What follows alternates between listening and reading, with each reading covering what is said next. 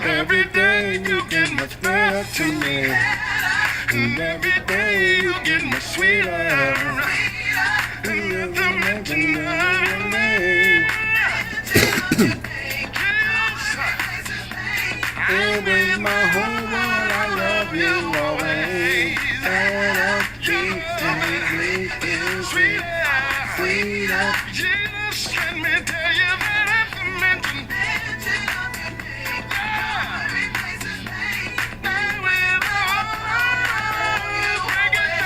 down, oh, sweetheart.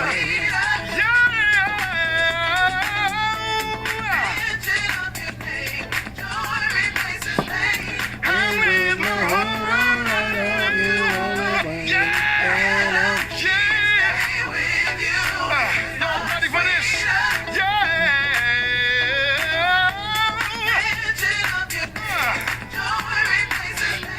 And with my whole world, I love you always.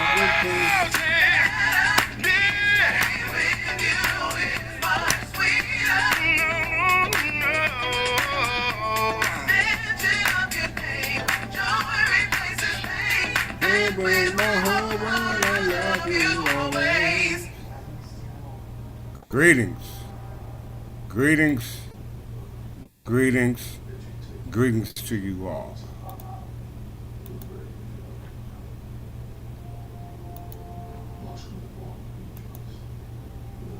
I am King Clifford Jefferson, a senator of Godfrey, the fifth kind of man, Jew, son of folk, ruler of Jerusalem. Give me 1 second.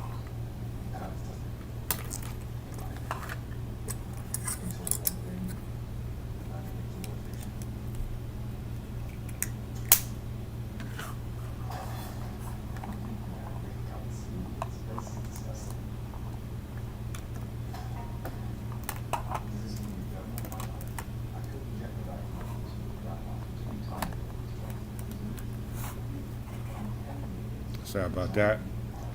Once again, I am King Clifford Jefferson, the senator of Godfrey, the fifth kind of man, Jew, son of folk, ruler of Jerusalem. I am the reincarnation of King Edgar the Peaceful, which we know as Jesus Christ, or the Vicar of Christ, or the King of Righteousness. It is August the 9th, 2025, which is equivalent to the birth year 2975. I greet you in the name of my Queen, Sister Galveston, from the House of Galveston. I greet you in the name of all of our ancestors, i.e. King Edgar the Peaceful, Asherton, and all those successors who succeeded after him. I greet you in the name of the children. I greet you in the name of the heirs, successors, in regards to the inheritance that was promised a long time ago before we even came upon the scene. This lesson today is called Are the Inheritance Laws in Your State of the Union Entail Your Right to that Inheritance? Okay? It's a very important question in regards to inheritance. Are the inheritance laws in your state of the United States your entail, hence the word entail, spelled Entail. That is a legal term used in property law. Where we talking about real property, or we talking about personal property, intangible, non-tangible.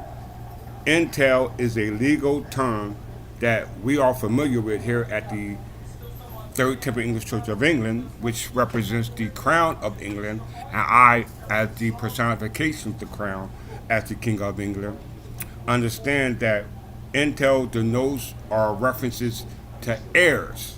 Okay? Very important. So whoever watching this video, you need to pay attention. Please, greetings, Brother McGraw from the House of McGraw. Glad you were able to join me here again on this marvelous day, August the 9th, 2975. I'm not going to hold you long. My queen said make sure I make it short, so I try to do so. All right? This video is really about those who are actually the children of God, okay? All right? Because we take things off face value, okay? There's a book out there called The Book of Wisdom. Very good book. I'm actually going through it. And there's some important key points in that book that I took out for myself, all right, in regards to being able to see ourselves and the true reality other than the reality that we so-called see ourselves, which we call the external world. We are assumed to be a part of the external world, which is false. We are really originated from the internal world, the world that within us, okay? But as a result of us being here, as a result of us vibrating at a lower frequency, all right, we are still the children of those of higher frequency as a result of that substance, okay, that body, that physical makeup of ours, which is called light, okay? So it's very important you all pay attention. Let's see.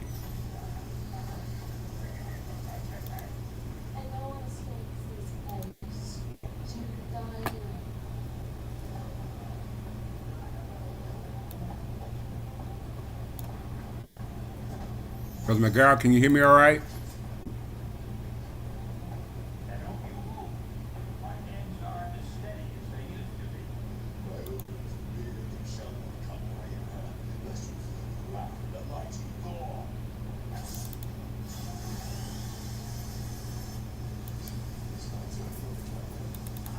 Can you hear me all right, Brother McGarrett?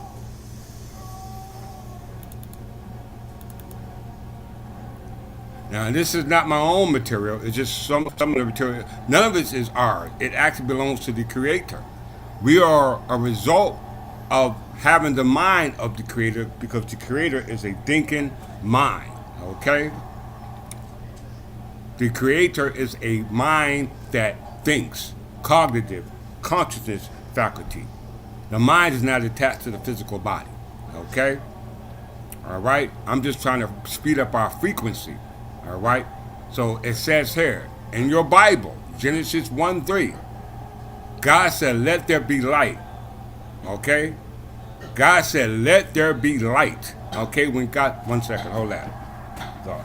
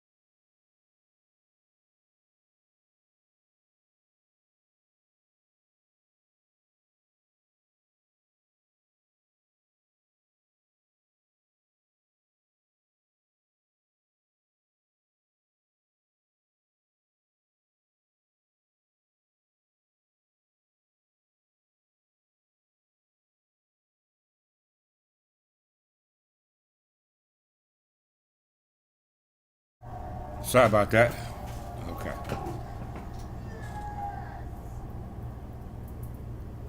All right. In the beginning, God said, let there be light. And there was light. When God spoke it, it became. It was a frequency. It was a wave. Okay? Before he spoke it, there was no heartbeat, which is straight line. Okay? Straight line, dead. Okay? Based upon the what we see in the external world. All right? Not the internal world. He's not dead because you came from the creation of God. God never dies. So God said, let there be light. When God spoke it, it became existence. It was a light. Okay? Everything is created from light. We live inside what they call a light wave. Okay? A light wave is part of what we call the electromagnetic spectrum. Okay? The electromagnetic spectrum. Okay? Full light from gamma rays to X-rays to infrared rays, which is the threshold. Okay? This is responsible for non-living things before we became living things. Living things start with the process of evolution, which I'll go into in a later lesson. Non-living things, the result to what was here prior to we became a part of that evolutionary process. Okay? It's called the tree of life. Very important. So the threshold is from X-rays, okay, to infrared rays. And from infrared to microwave to what we call radio waves. All frequencies of light information, okay, in a form of vibration, okay, frequency. So it says Genesis 1:3, let there be light. So therefore, we all live, everything in creation, whether it's living or non-living, lives within that light wave. From the lowest frequency, which is matter, to the highest frequency, which is high frequency vibration.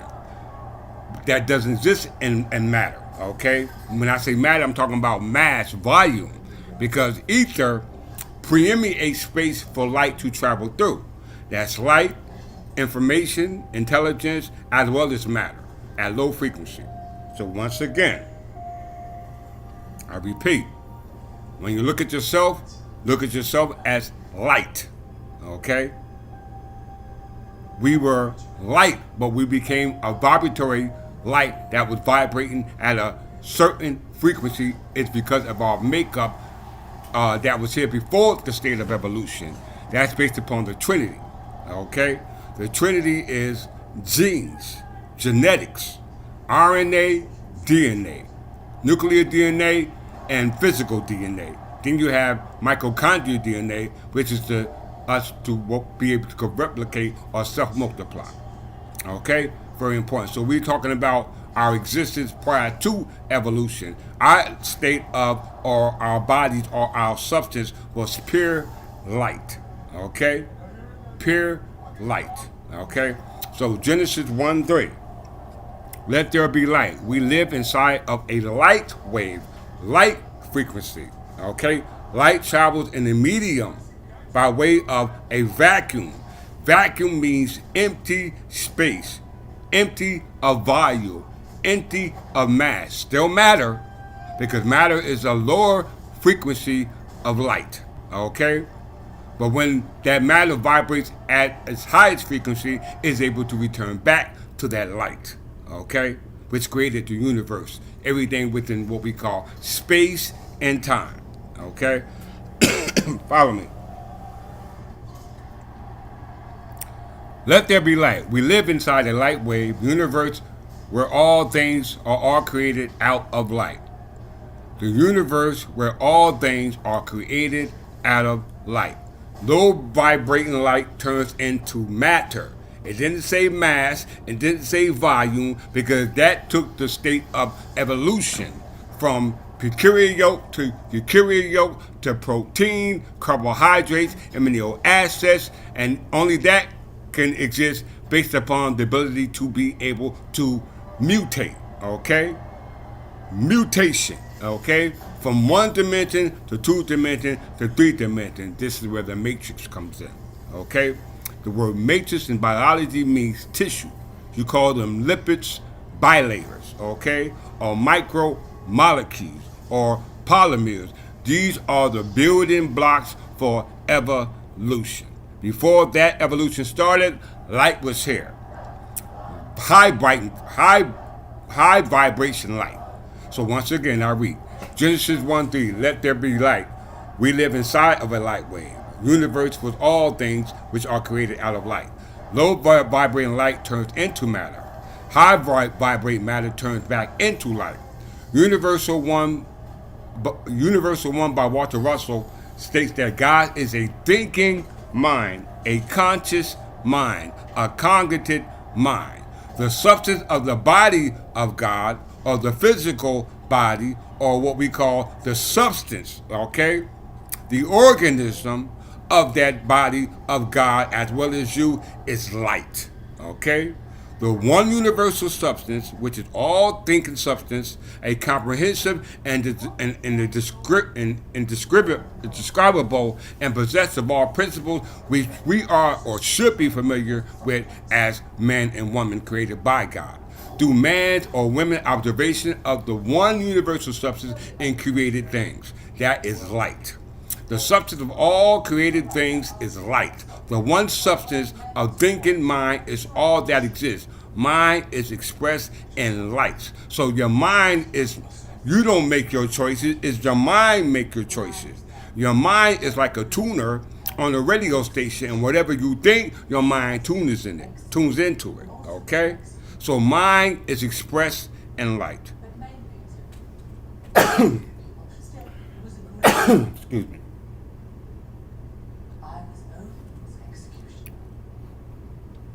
We talk about inheritance. Each individual is the mind, not the physical body. Without the mind, the physical body and the world would cease to exist. So without our comprehension or consciousness perception of the world we live in, which is called the external world, that's based upon the mind. And the mind is not attached to the physical body. Okay? So if the mind is not attached to the physical body, that means that the physical world we see, which we perceive as physical, is not real, because the mind is not physical, meaning that you cannot physically touch it. So the mind is the intellect that manipulates the physical, the substance, the matter, i.e. mass, okay? The physical body is the world around us. The mind is like a frequency tuner. Let me start over. The physical body and the world around us. Let me start over. The mind is a body and the world, pardon yourself.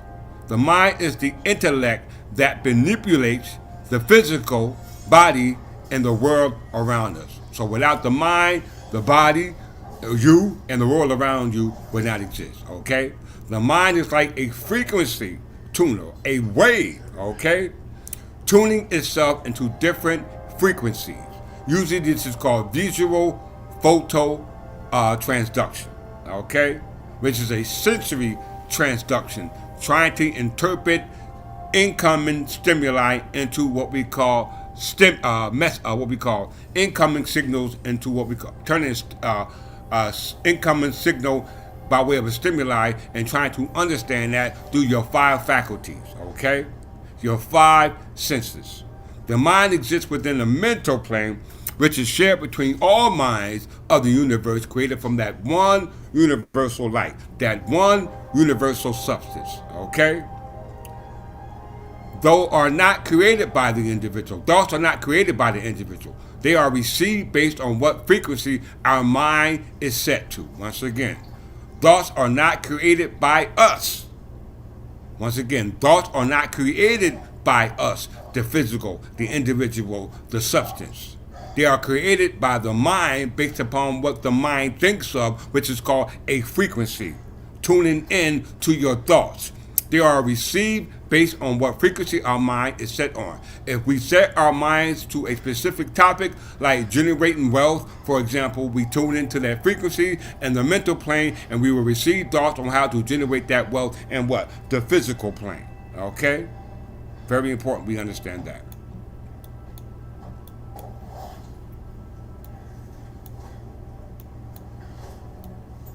My mind is based upon the law. Okay? My mind is based upon the law, the frequency of the law, because all things were governed by the law. Okay?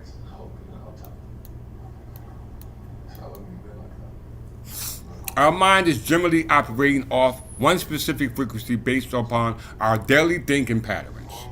Every frequency is a color. Therefore, our mind is manifesting colors within the astral plane based upon what frequency our mind is generally operating off. If we are carrying hate in our mind, we will be generating a reddish color, the lowest color of the electromagnetic spectrum, as well as the visible spectrum, which should aim to become violet, the highest spectrum on the electromagnetic spectrum, which is violet, purple, the highest vibrational color within the light spectrum. We are light beings manifested in the physical form, vibrating at a lower frequency. Okay? But when we understand our true self, then the matter within us starts to vibrate at a higher frequency. This is a result of radiation. What radiation does, it ionizes the cell and removes the electron from the cell and put it in its own free environment. Okay? This is called membrane potential, free energy. Okay? So whatever the mind thinks, the body will follow. If everyone understands that, please give me a thumbs up in the chat line. The electromagnetic spectrum is electromagnetic. That is the pituitary gland and the pineal gland. The pituitary gland and the pineal gland.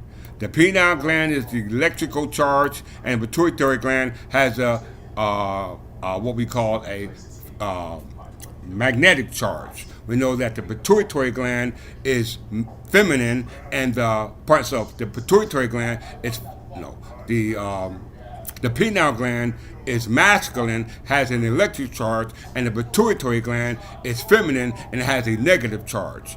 That is governed by the moon, while the pineal gland is governed by the sun. Okay? Very important to understand that as being or made up of what we call physics. Okay? The body, the substance, the element. Okay? The element, what are you made of? Okay? In physics, electromagnetic radiation is a self-propagating wave of the electromagnetic field that carries momentum and radiate energy through space and time. Okay? Through space and time. We're talking about that light wave. It encompasses a broad spectrum classified by frequency or its inverse wavelengths, ranging from radio waves, is going the opposite way, microwaves, infrared. That's the threshold, which we see as what we call visible light. Okay? Then you have what we call ultraviolet rays, X-rays to gamma rays, the highest frequency. That's a result of fusion that results in the sun, based on their relatively strong penetration of matter. You hear that? Matter. Matter is not mass or volume. Matter is a lower frequency of light. Okay? Very important you understand that. So wherever your mind tune in, so should your body. Let's just get an example. Picture speaks 1,000 words.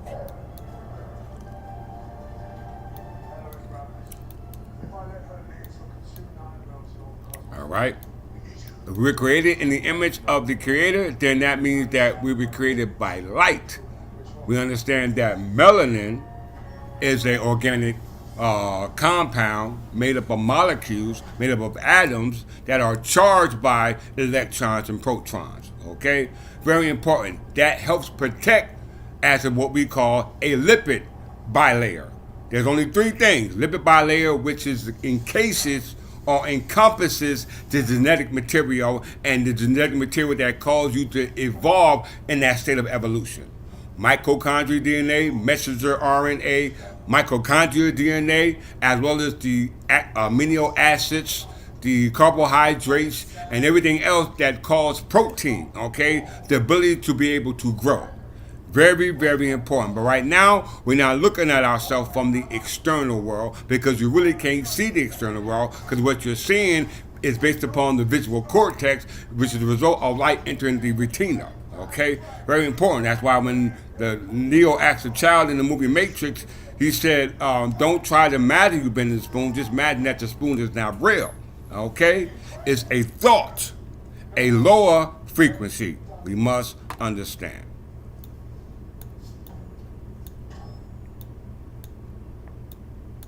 Light, visible light, or visible radiation is electromagnetic radiation that can be perceived by the human eye. So radiation is a result of ionization or ionization. Not ionization and ionization. Ionization is the ability to remove electron from a cell. Okay, very important because this is removing you from this space and time and moving you into free space. Okay? At a zero reference. This is called zero energy. This is that point in reference to where that light wave started from. Okay? We know light travels through space and time. Okay? But that space had to be put there. Okay? For that light to travel in that space. That's called ether. Okay? Very important. We understand our makeup. We only being blocked by this mass, by this volume that we are made of. We're still connected. But through radiation and through the changes that the earth is going through on a physical level, all right, it's very important. So you change because remember, man is not the body nor the soul, he's the spirit. The mind is the spirit is made up of light. Okay? So in that aspect, let's move on with this lesson.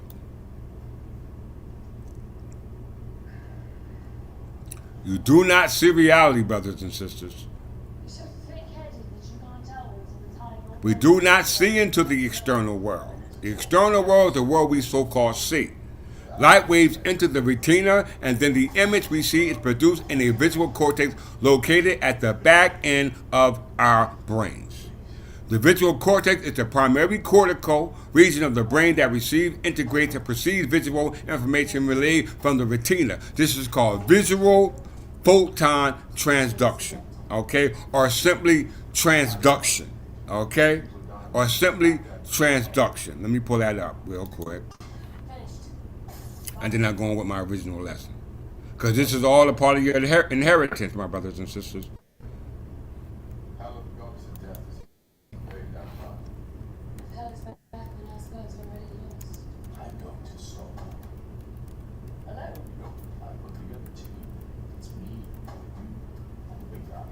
Photo transduction.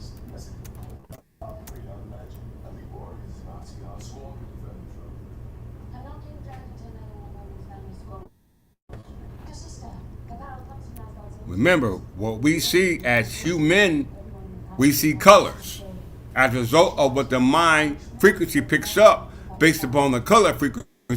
That's part of what we call the electromagnetic spectrum, which is a result of light.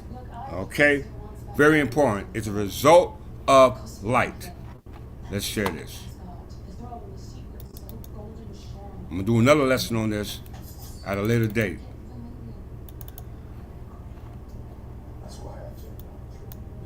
Visual photo transduction. Give me a second.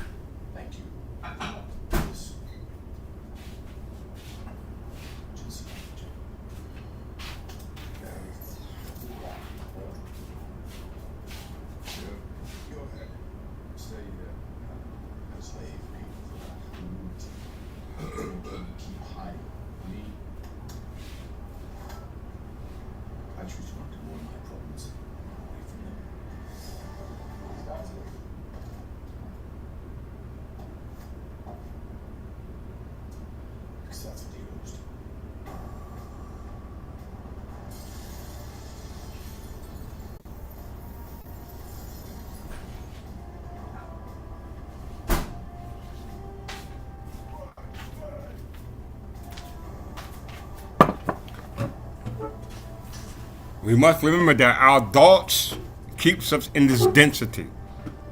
Once again, dense beings is the result of our thoughts, our activities, okay? What we partake of, all right? We have what we call visual. When we say visual, we're talking about the visual sensory, okay, system. The visual system or the visual photo transduction is a result of what we perceive as the external world versus the internal world, okay? So let's do an experiment right now, okay? Everybody, let's do an experiment. Can we? Y'all want to do that? Let's do that.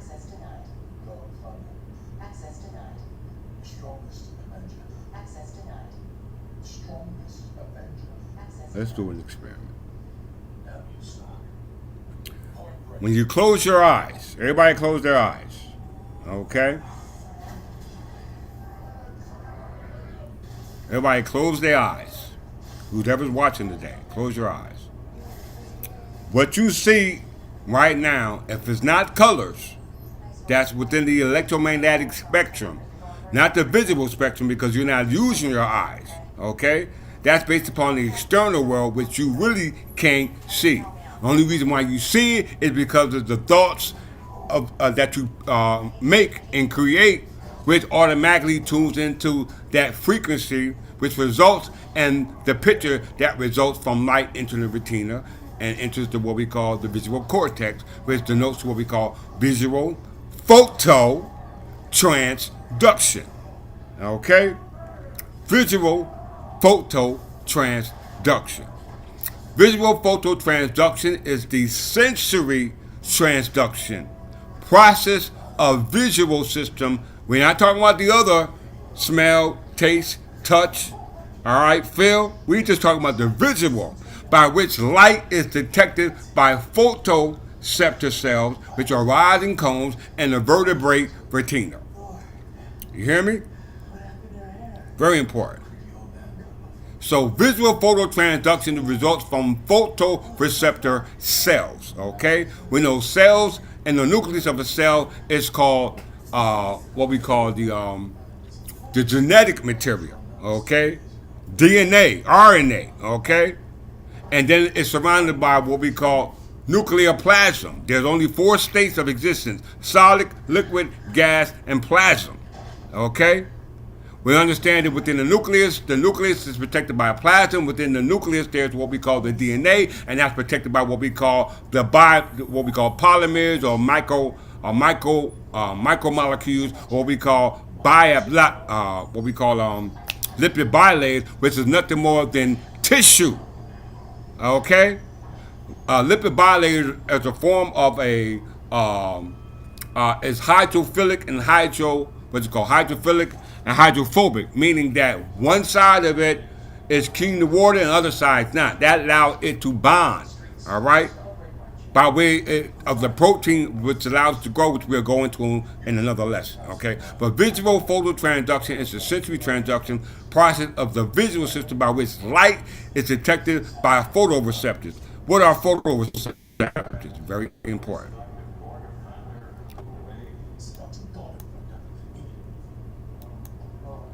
Photoreceptors is a specialized type of neuroepithelial cell found in the retina that is capable of visual phototransduction. The great biological importance of photoreceptors is that they convert light, visible electromagnetic radiation, brothers and sisters, into signals. You hear that? Electromagnetic radiation is signals, all right? A stimuli into a signal that can stimulate biological process. To be more specific, photoreceptors protein is the cell-absorbed photons triggering a change in a cell's membrane potential. This is called potential energy, kinetic energy. We must understand where I'm going with this, okay? This is based upon the visual system. We know photon is light. This is called Lucifer, okay? The morning star, okay? Very important. The visual system is the physiological basis of visual perception, the ability to detect and process light. The system detects, transduces, and interprets information concerning light within the visible range to construe an image and build a mental model of the surrounding environment. Remember, without the mind, the physical and the world around you would not exist. And when the mind is not physical, so if the mind is not physical, how could the world be physical? The visual system is associated with the eyes and the functionality divided into optical system, i.e. the optic nerve, including the cornea and the lenses, and the neural system, including the retinal and the visual cortex. Let's go into what we call transduction, sensory transduction. Let's look at that real quick before I go into my lesson. I talked about this. I got books already created for the temple, for the members, i.e. the heirs. We're talking about article Genesis 1 and 3. God said, let there be light. We're talking about you. We're talking about you. In physiology, visual transduction or phototransduction or the other parts or aspects of transduction is the translation of arriving stimulus into an action potential by a sensory receptor. It begins with stimulus changes in the membrane potential of sensory, i.e. the eyes, which is caused the ability to be able to cause transduction, be able to process the information from a stimuli to a signal, and then be able to make sense of what it is. All right? That's the whole process or purpose for us being here. All right? Very important. Signals that come from the sun. Okay? Light wave, light frequency, the electromagnetic spectrum from gamma waves to radio waves. Okay? The mental picks up the radio waves. Okay? Very, very, very important. I gotta pull up one more thing. Ether. AETHER in physics.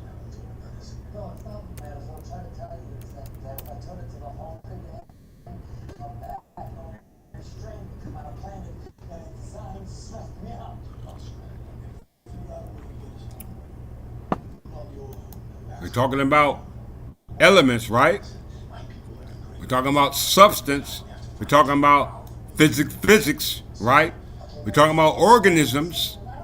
Organisms that evolved from evolution to what we are now, and we're talking about that which makes up organism that existed before we became physical. Okay, and for that to exist, ether had to exist. Okay, because God spoke it into existence. All right? And we know when we're talking about God, we ain't talking about a physical being because that's low frequency. And the history of physics, ether theories or hypertheories, which is the basis from which your proposition is based upon, propose that the existence of the medium, you hear it? You hear that? The medium, a space-filling substance, okay? A medium, a space-filling substance. So we're still talking about a body. We're still talking about a physical. We're still talking about the makeup, okay? Body, substance, physicality, okay? A space-filling substance or a field of transmission medium for the propagation of electromagnetic or gravitational forces. This means magnetic and magnetic and electrical, okay? We're talking about electrics. We're talking about electricity and magnetism, okay? Since the development of special relativity, that's Albert Einstein equals MC squared theory, using a substantial ether fell out of use in modern physics, okay? Modern. Now, they don't want to talk about it now. Let's go over a little bit more before I move forward.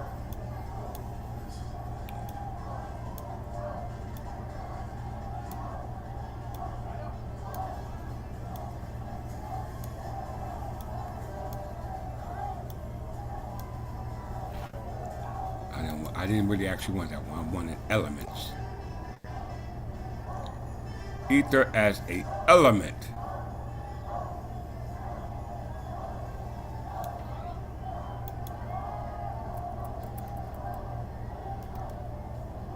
Here we go.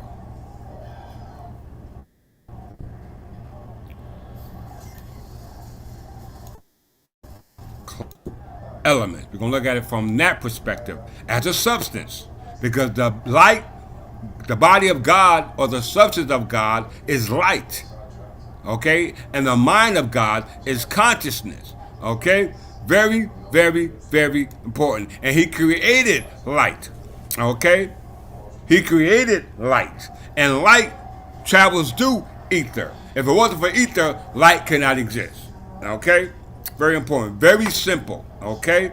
We ain't got to go into the equations and all that other stuff. Okay? According to ancient medieval science, ancient medieval, same timeline, ether, alternatively spelled ether, aether, and ether, or acetylene, okay? Also known as the fifth element or quintessence, is a material that fills the region of the universe beyond the terrestrial sphere. Did you hear that?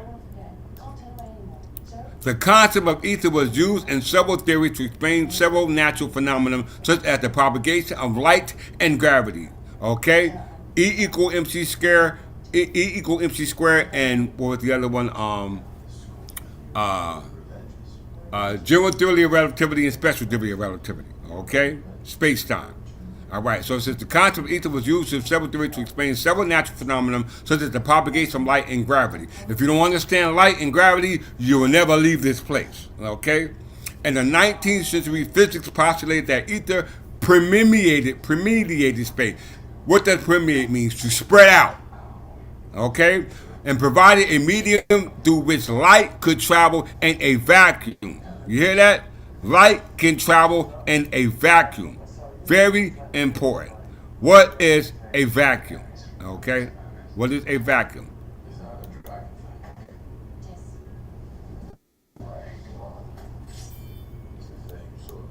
So when we say vacuum, we understand our physical body. Okay?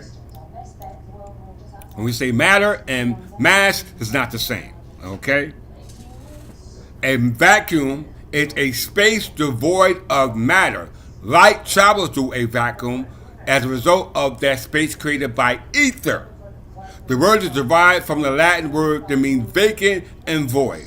An appropriate approximation to such vacuum is a region with a gaseous pressure much less than the atmospheric pressure. Okay? So we're not talking about this type of matter, we're talking about matter that exists outside of space that does not have mass or volume. So what vacuum is void of space? What is space? Space is three-dimensional continuum containing the positions and directions. Did you hear that? We're talking about mass, we're talking about volume, we're talking about not just us being made of matter, but as a result of our mass, which resulted from protein, carbohydrates, sugars, and all that other stuff that allow us to be able to mutate, okay, from one dimension to two dimension to three dimension, okay? Vacuum is void of that mass volume, okay? It's void of that, okay? And what is matter?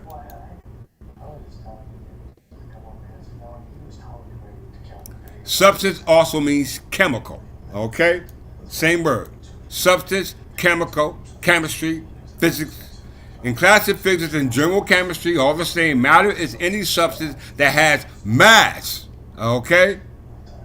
Matter is anything that has mass. We have lower and higher frequencies of what we call matter, but mass is a lower frequency by way of the volume, okay? That which takes up space. And if it takes up space, it cannot assume the identity of what we call a vacuum, because a vacuum is empty of space with light travel through, and God is made up of light. We are made up of light. We only became made up of matter as a result of the frequency and which we're vibrating on. So if you learn this, that means that your frequency is speeding up on a molecular level, okay, on a subatomic level.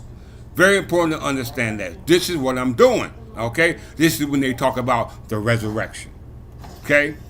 The resurrection. Let's go back.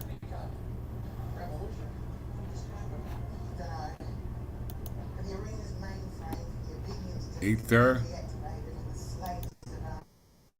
I'm going to go back to my original lesson.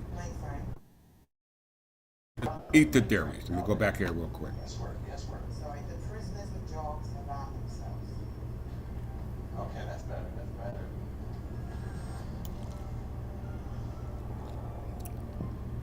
better. Is it here or the other one? It must be the other one.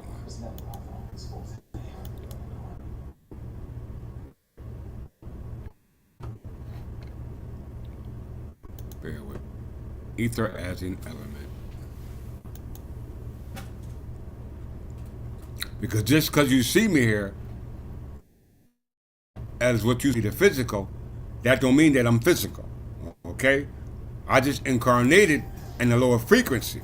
Okay? But what I'm giving to you is of higher frequency. Okay? Very important. Let's just go back to the classic elements. Wikipedia.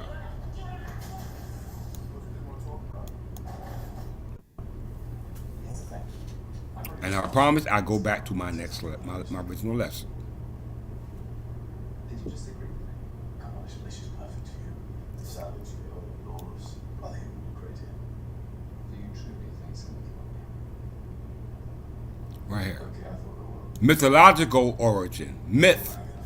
Remember, we know what myth means, meaning that they don't know. The word, in according to the Greeks, means pure fresh air or clear sky.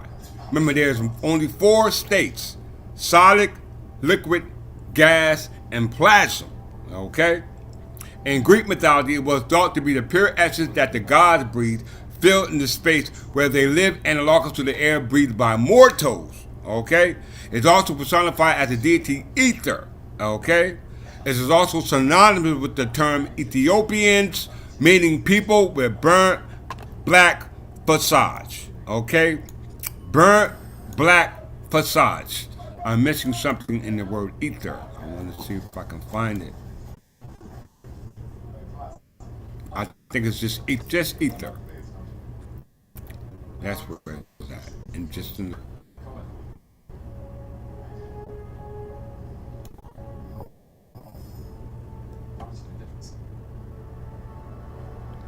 Wikipedia.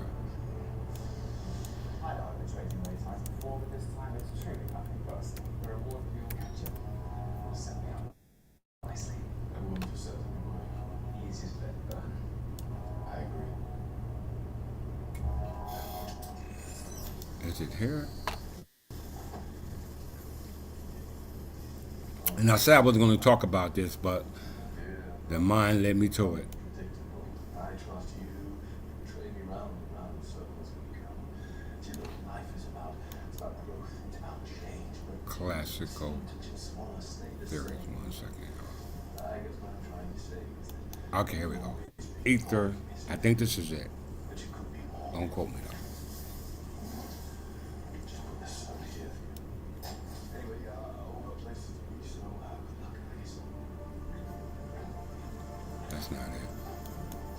got to be in ether theories. It's got to be there. If it's not there, I move forward.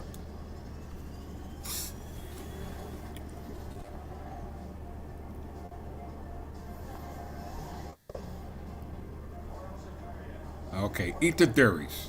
In history, physics ether theories or ether theory proposed the existence of a medium space-filling substance or a field as a transmission medium. Let me see if it's right here.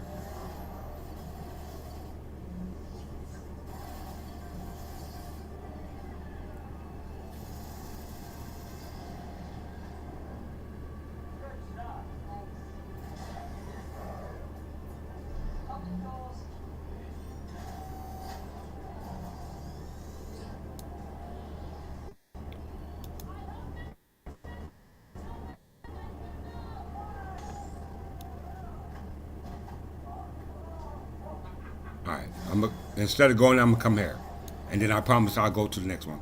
So it's a transmission medium. Let's define transmission medium. So that's what we are. We are a transmission medium, the way to receive incoming stimuli that we now turn into signals that we have to interpret through what we call transduction. Okay, that light. Okay, transmission medium. All right, is a system or substance that can mediate the propagation of signals for the purpose of telecommunication. Signals are typically imposed on a wave of some kind suitable for the chosen medium. You hear that? For the chosen medium. If you tune to the station, you're going to hear the message, okay? For example, data can modulate sound. And the transmission medium for sound may be air, but solids and liquids may also act as a transmission medium as well. Vacuums or air constitute a good transmission medium for electromagnetic waves such as light waves and radio waves. Okay, very important. Now that brings me back to the what we call the example that I want to give. Everyone close their eyes. Okay, everyone close their eyes.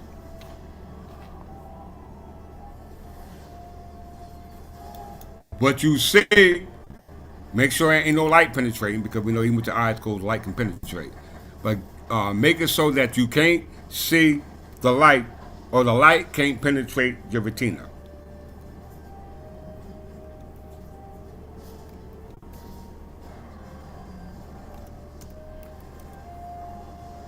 All right. That is gray or dark light. That's called gray or dark light. Okay? Ingengrau, intrinsic gray, pronounced also called Ingenlicht, a German for intrinsic light. Okay? So you are light, brothers and sisters, from the internal world. You're not looking at yourself from the external world, but you're looking at yourself from the internal world. You have no visual light to be able to tune in to the frequency in which the thought pattern can manifest. Okay? Whatever your thought is thinking is based upon. Now, when you close your eyes and your mind register based upon color, it's based upon the mental thought that you register on, which actually results in a color. From the electromagnetic spectrum, from red to violet. Okay? Very, very important. If you don't see those lights and all you see is dark static, this is called dark light. Okay? It is called dark light. Open your eyes. This is what you're seeing. This is what you're actually seeing.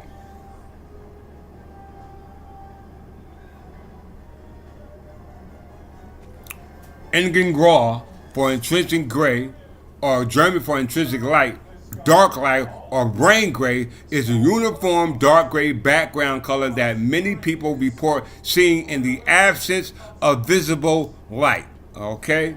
That's very, very important to understand that, because it has no frequency to tune into other than what the mind thinks.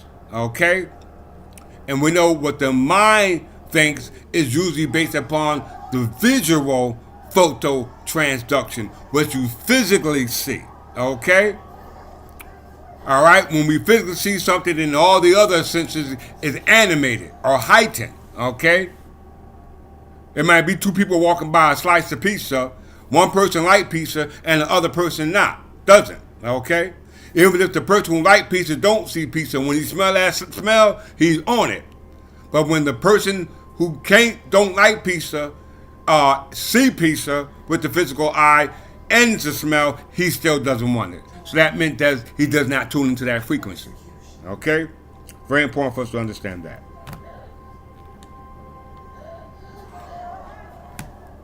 What is the cause of the dark gray or dark light? What is the cause? All right? What is the cause? Researchers noticed as early as the 1860s that the shape of the intensity sensitivity curves could be explained by assuming that the intrinsic source of noise, visual noise, is called visual noise or visual static, and the retina produces random events indistinguishable from those triggered by real photons. That means the electromagnetic spectrum of visible light that we physically see, that what we call the external world, versus the internal world. Because the internal world, guess what? You don't see any lights. Okay? If everyone agrees with me, please give me a thumbs up in the chat line if you agree with that statement. All right? As I continue to read. Later experiments on rod cells, when we're talking about photoreceptor cells, all right, photoreceptor cells, show that frequency of these spontaneous events is solely temperature dependent, which implies that they are caused by thermal isomerization of the rhizospin. Right, if I'm pronouncing that wrong, please forgive me. Or rhizospin, all right? What is rhizospin, if I'm pronouncing that right? All right, before we explain that, just read a little bit more. The indistinguishability of the dark event from photon responses support this explanation because rhizospin is at the input of the transduction chain. You hear that? Now we know what transduction means. The interpret stimuli into an incoming signal by way of your five senses. Okay, and taste, touch, smell, sight is your five senses, and the brain had to interpret what those senses are that are incoming, okay? Because the brain is in a box, okay? The biggest part of the brain is called the cerebellum, okay? Which is composed of the right and left hemisphere, okay? Which is all attached to what we call the stem, the brain stem, okay? Which is connected to what we call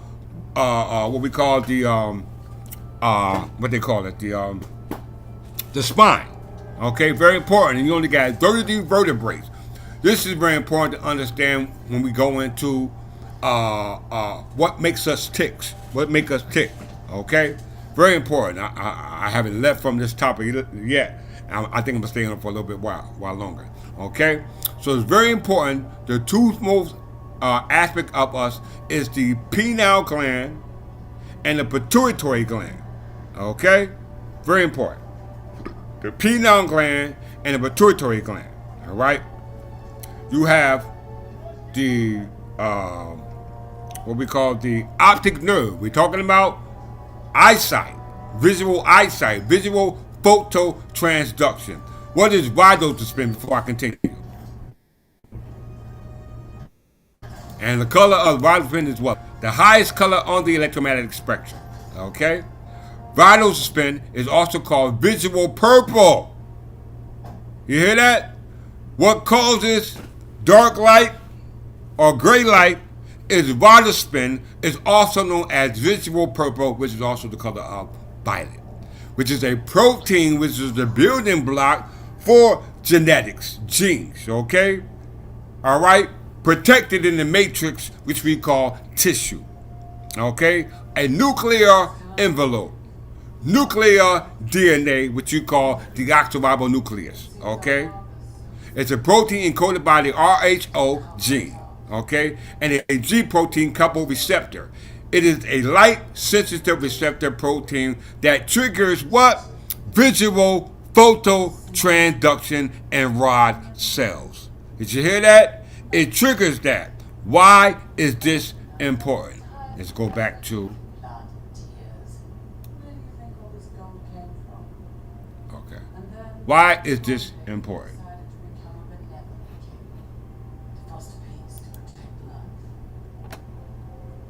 It says the extinguishable of dark events from photon responses supports the explanation because rhodopsin is an input of transduction chain. On the other hand, processes such as spontaneous releases of neurotransmitters cannot be completely ruled out. When you say neurotransmitters, you're talking about your neurological system, which is simply your nerves. Okay? You got 12 nerves in the brain. Okay? You have 12 parts of the 12 nerves in the brain. You got 12 parts of the brain. You have what they call the nerve stem, the nerve stem. I mean the stem, which is the medulla oblongata, and the pons. Then you have the optical nerve. Then you have what they call the pituitary gland. Then you have the hypothalamus. Okay. From that you got the lateral ventricle, the third ventricle. Then you have the cerebellum. From that, you got the carotid plexus. From that, you got the pituitary gland. After that, you got what they call the cerebellum. From that, you got a pterodactyl. Then you got the cerebellum. Then you got the tectum, and then you got the fourth ventricle. Okay. Very important to understand those parts of the brain, how they function, because by you knowing that speeds up the vibration or the frequency or the wave or the frequency or the channel that you're on. Okay? Very important. So with that, let's go back to when we was talking about the term dark light and dark or gray light. Very important. Dark light and gray light, they're responsible for visual photo transduction based upon what we say or what we feel is that we see with our physical selves. And you're not seeing anything, brothers and sisters. All right? It's a result of the frequency that you're in. So since you're here, you might as well get an understanding of that frequency so you can move forward to the next. All right, so with that, let's move on to the original lesson. I hope I didn't bore you with that one.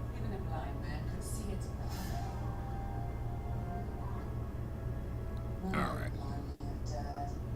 Let's go here now. The title of this lecture are the inheritance laws in your state of the union entail your rights to that inheritance. Okay? The inheritance of God. Okay? God put you here. Okay? What your concept of God is, put you here. That's based upon genetics, genes. All right? When we talk about genetics, genes, you're talking about genealogy. We're talking about genealogy, she's talking about an inheritance. All right? Talk about an inheritance. This is what this all leads up to. All right? None of the people who are talking about your inheritance are taking it all the way back from before you even got here on this planet. Okay? God made you in his image, and his image is light. Light is knowledge, wisdom, and understanding. Okay? What I just spoke to came from a book of wisdom. And people who read that book might not get that understanding that I got. Okay? As a result of the frequency. Let's get it. Heirs of the body. Heirs of the body. We talked about that topic a lot. All right? We're talking about heirs of the body is all response to the inheritance that left from you, from not just the ones who were here in the physical world, but the ones who left the physical world and who came from the world that's not physical, going back to the world that was created by God. Okay? Since we were created in his image and his likeness, okay? Male and female, he created thee. So if you created in the image of God, then that means that you must be in God's image, God's body, God's chemistry, all right? Chemical. You must return to the state where you originated from, and that can only originate through the thought, okay? And the only people that can do that are heirs.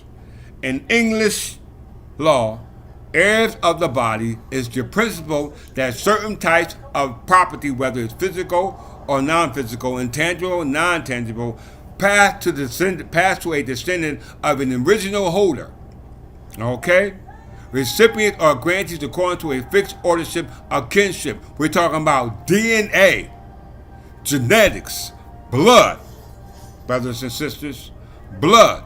Upon the death of a grantee, a designated inheritance, such as a parcel of land, a peerage, or a monarchy, passes automatically to that living, legitimate, natural descendant of the grantee who is most senior in descendants according to primogeniture. Males being preferred, however, over their sisters regardless of relative age, and thereafter the property continues to pass to subsequent descendants of the grantee according to the same formula upon the death of each subsequent heir. It's called the circle of life. It's called the tree of life. Everyone understand that? The title of this lecture is Are the Inheritance Laws in Your State of the Union entail? We know entail meaning does it show? Does it support? Does it adhere to? Does it describe?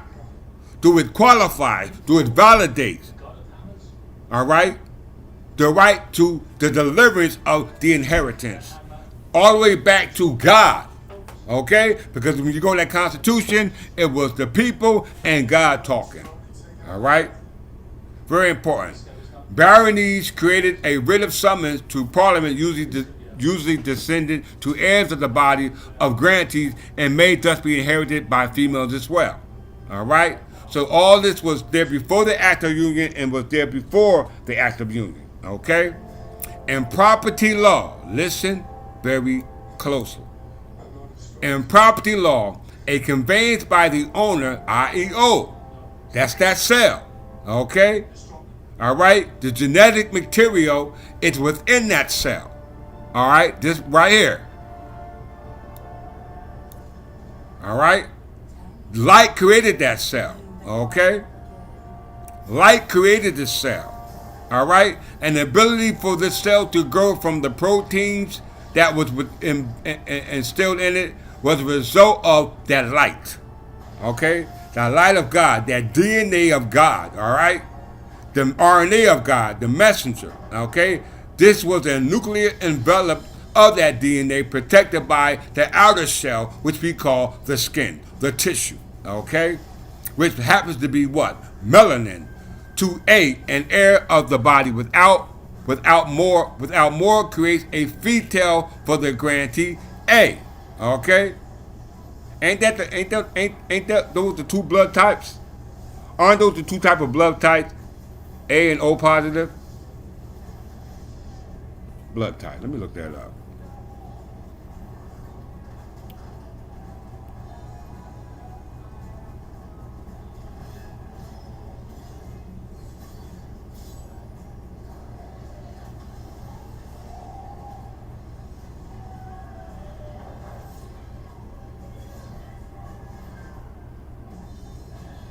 A, B, B, A, B, A, B, and O, and O.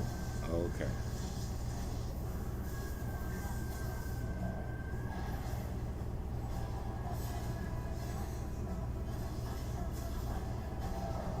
All right.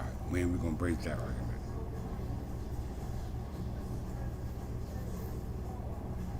All right. So we see in property law, conveyance by the owner, O, to A, an heir of the body without more creates a fetal for the grantee. With a reversion to the grantor O, should the natural lawful descendant of the grantees all die out. If they all die out, i.e. the descendants as well as those who were the progenitor of the descendants, this is what you call an escheatment. Escheat. Okay? This is what you call escheat. Okay? Very important to understand this term. Hold that thought, y'all.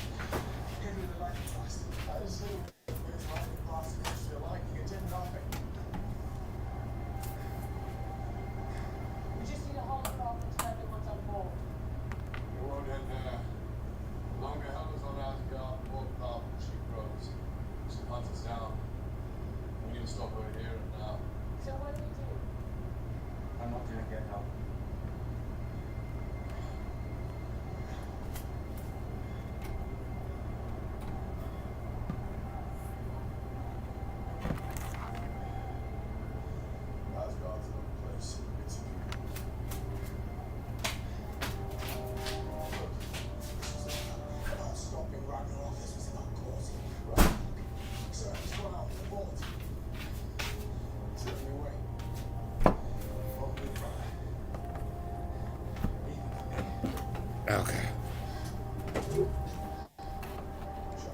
And property law, a conveyance by the owner to an heir of the body without more creates a fee tail for the grantee, with a reversion to the grantor, the owner, all right, should the natural lawful descendant of a grantee all die, meaning that there are no more heirs. Each person who inherits according to the formula is considered an heir of law of the grantee. So that means that of the grantee, that means you must be kindred. Okay? That means you must have the same genetic makeup. We all don't have the same genetic makeup. Okay? All right? Very important to understand that. Thus, property set upon someone in the heirs of their body, whether male, female, or generally, will pass to the children, grandchildren, and so on, but not to the nephew or the grantees, not to the nephews of the grantee, his or his sisters, uncles, or their descendants. You better understand that. Nor will a limitation in a grant to someone's heirs carry the property to collateral heirs in England, since the law presumes that heirs of the body are meant though as a grant to the grantee in his heirs male will. That called a last will and testament. Okay? Very important to understand that because of where I'm about to go with it right now. All right? Heirs of the body. Okay? Heirs of the body.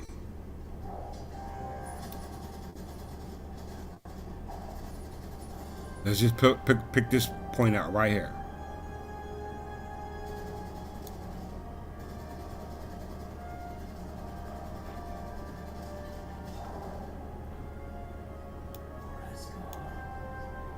Right here.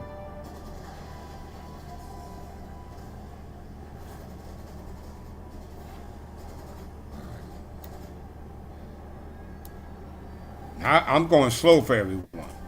All right, whether you watch this video or not, it makes me no difference. Whether you subscribe to it or not, it makes me no difference because I know what I'm called to do and how I'm supposed to do it. Okay, and this is what I'm doing right now. We're in court right now for this very lesson that I'm teaching. Okay, for this very lesson that I'm teaching you. Whether Jesus said he came to his own and his own received him not. All right. If you're not listening, that means you're not an heir. All right? You claim to be an heir, but as a result of you claiming to not exist, that means you died. Okay? You don't have a right to inheritance if you're not saying you're an English heir of successors. You claim to be heir of any type of inheritance from any type of descendancy, but does the laws of the state in which you now reside support that transfer or conveyance, which should be done by what we say operation of law. Okay? Operation of law. How many of you can pull that off? I don't care if you don't like it or you upset about it, and majority of people would be as a result of our position. Okay? All right? Because we incorporated under the laws of the state of New Jersey, all right, which brought our corporation, our body of politics to life, all right, based upon that which existed prior to us coming into existence, okay? So we never die. We are the heirs. Forever will be heirs, okay? We picked up where our ancestors left off, okay? And we have the law to support that conveyance or transfer of the state. Okay? How many of your leaders can argue from this standpoint? Because you all should be questioning yourself upon that fact. All right? Very important.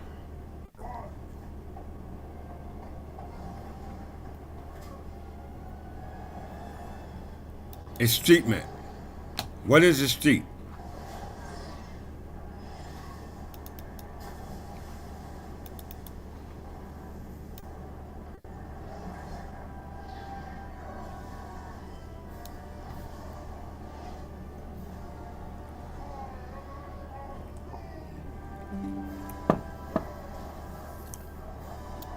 If you want to tune to another frequency on the electromagnetic spectrum, fine.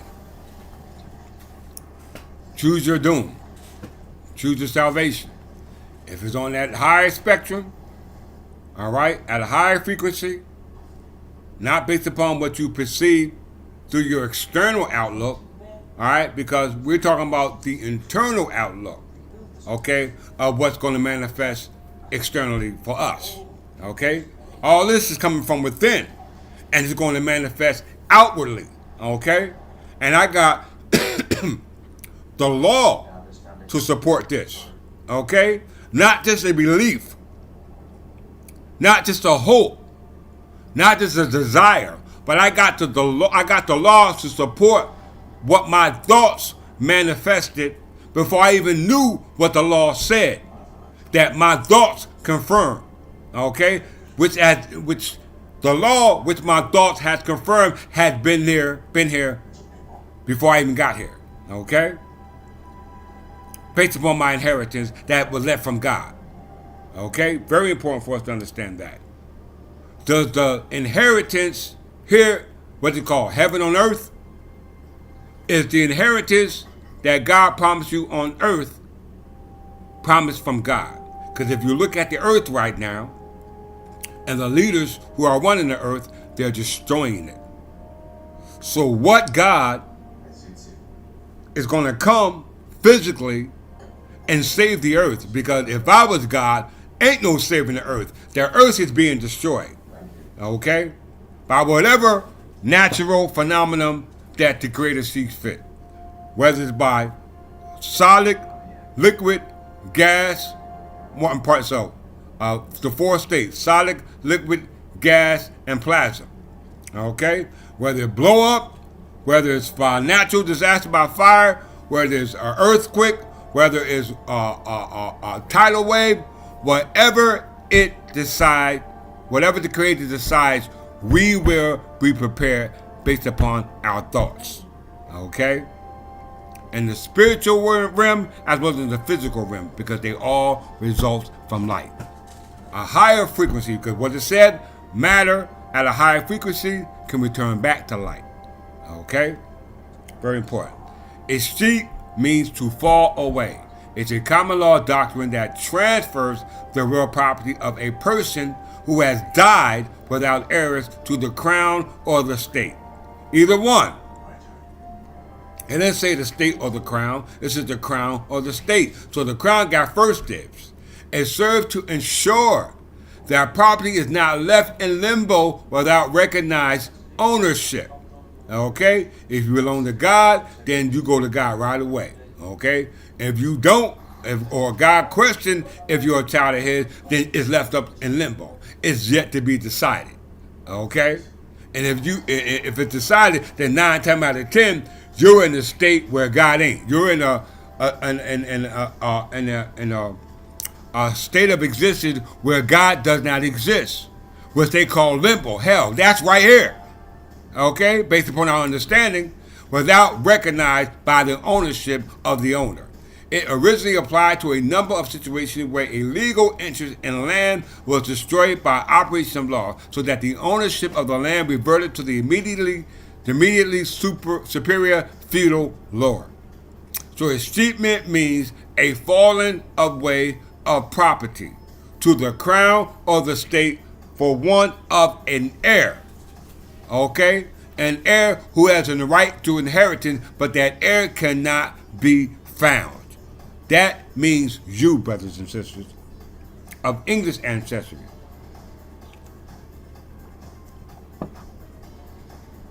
This is also called Inquisition post-mortem.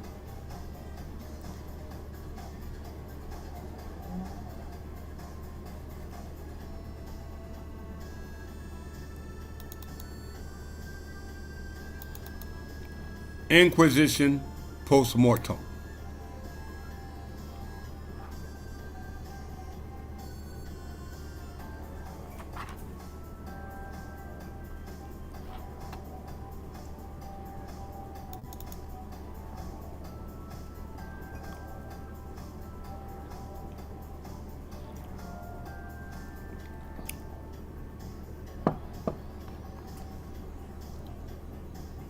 Bear with me.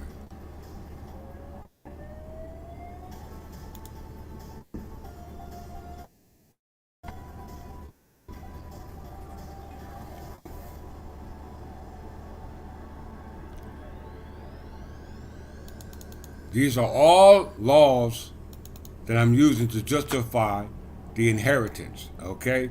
In the state of New Jersey, okay? Because once again, the lecture is, are the inheritance laws in your state, wherever state you are in, support your entail estate that was left from your ancestors, all right?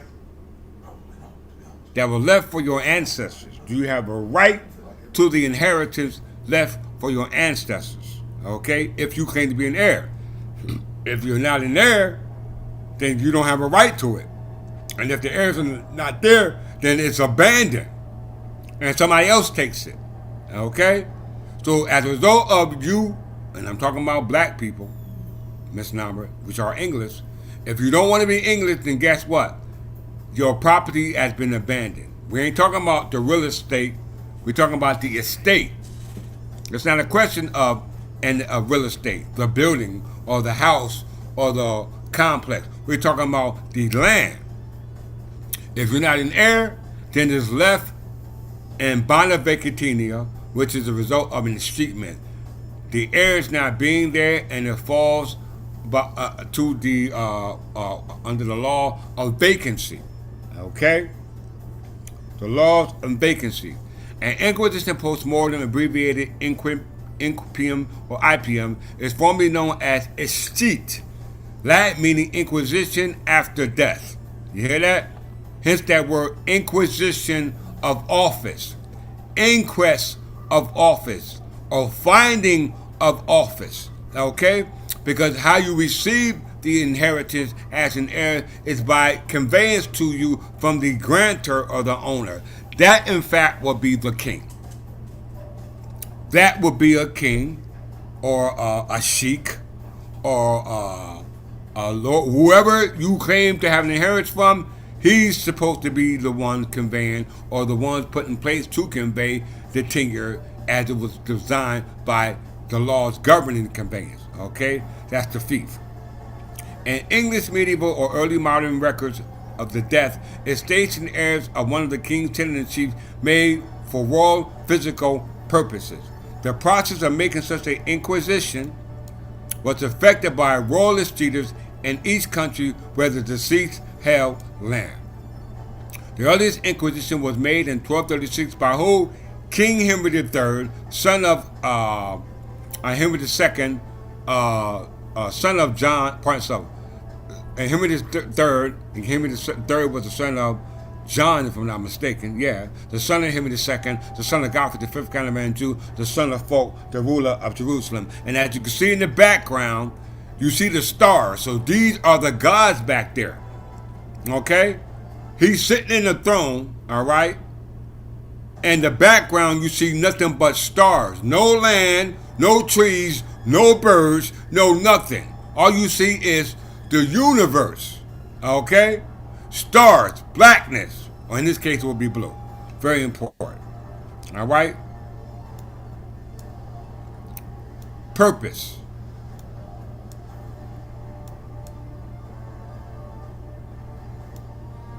Of its treatment, right here.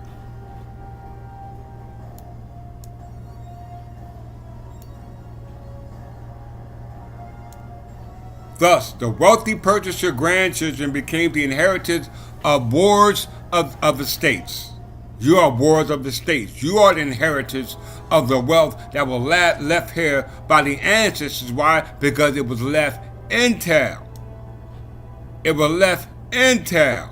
You hear that? So once again, brothers and sisters, are the inheritance laws in your state of the union entail as your right to that inheritance? You hear that? Because ours is entail.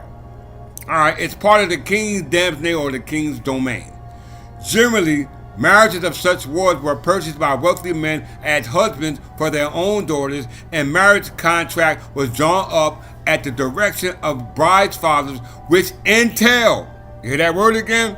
That ward's future estate unto progeny of the marriage. You hear that, brothers and sisters? You hear that? I don't think y'all heard that, all right? I don't think y'all actually heard that. Avoidance measures, avoidance, though. The practice arose among tenants in chief of transferring the legal title and the land to fiefs to uses. That's called the statutes of uses, my brothers and sisters, which effectively established trusts, you call the cestuque, enabling the tenant in chief to continue the use, not the ownership, all right, but the use of the land and its revenues, but to avoid being officially recognized in law as the legal holder. Did you hear that, brothers and sisters? This exempted him from the scope of inquisition post mortem, as the legal holders were effectively an immortal corporation. Did you hear that? An immortal corporation, one or two of whose constituent fiefs could on occasion die only to be replaced by the other.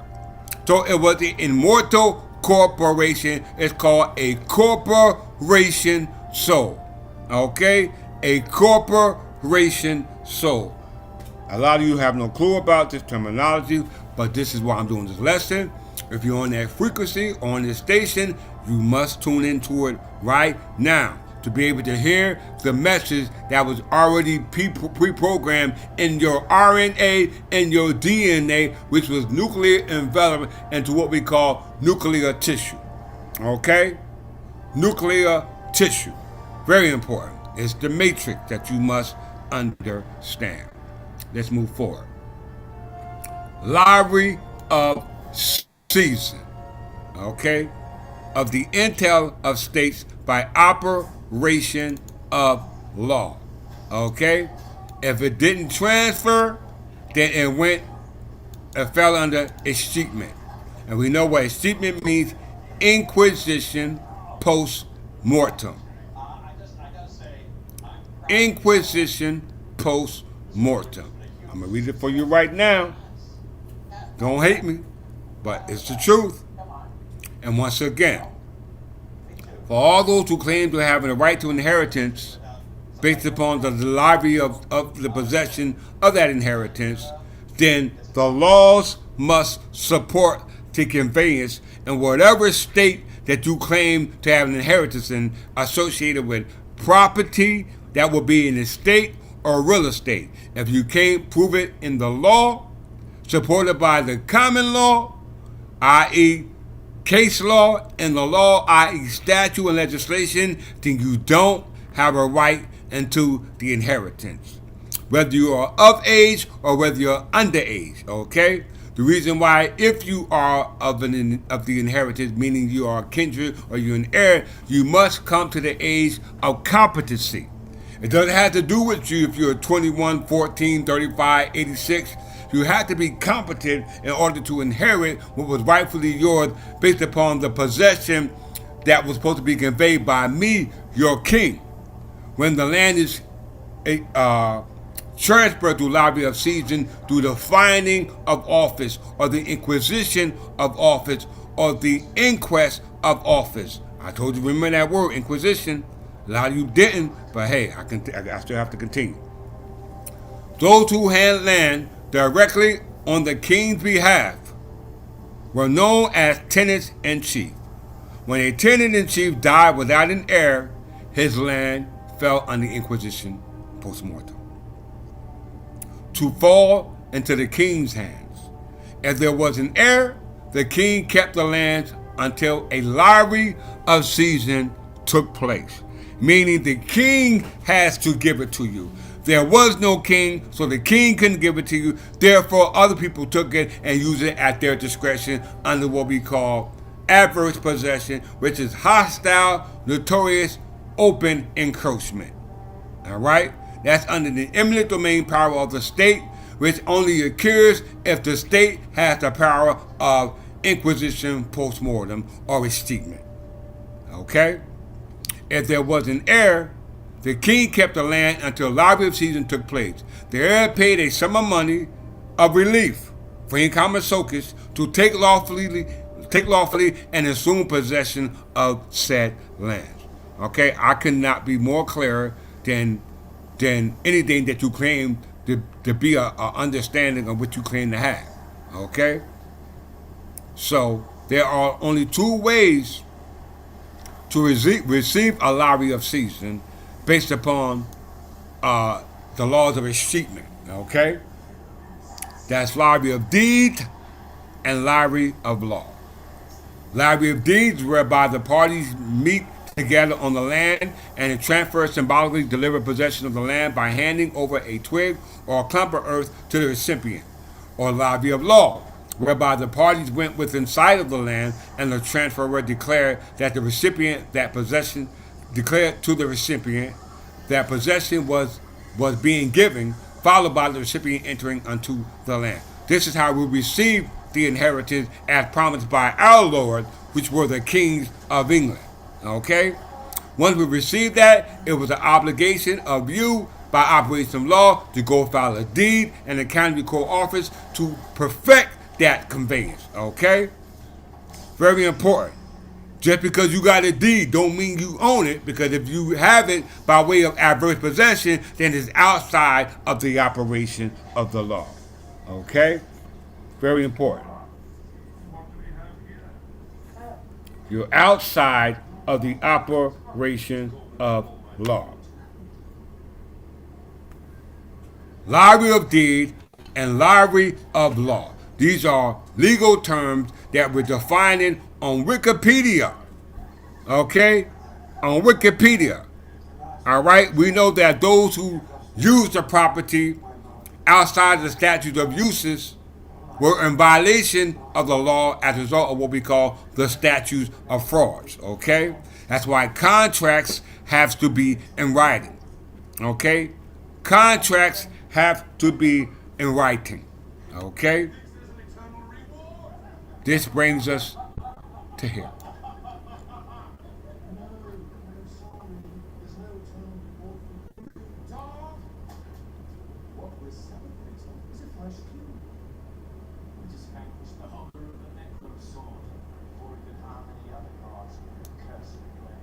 Lottery of season and lottery of law.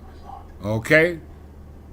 Let's now. This is the practice in which we are using to return the estate, as well as the real estate, as well as all other property associated with that estate, back to the true heirs. Okay?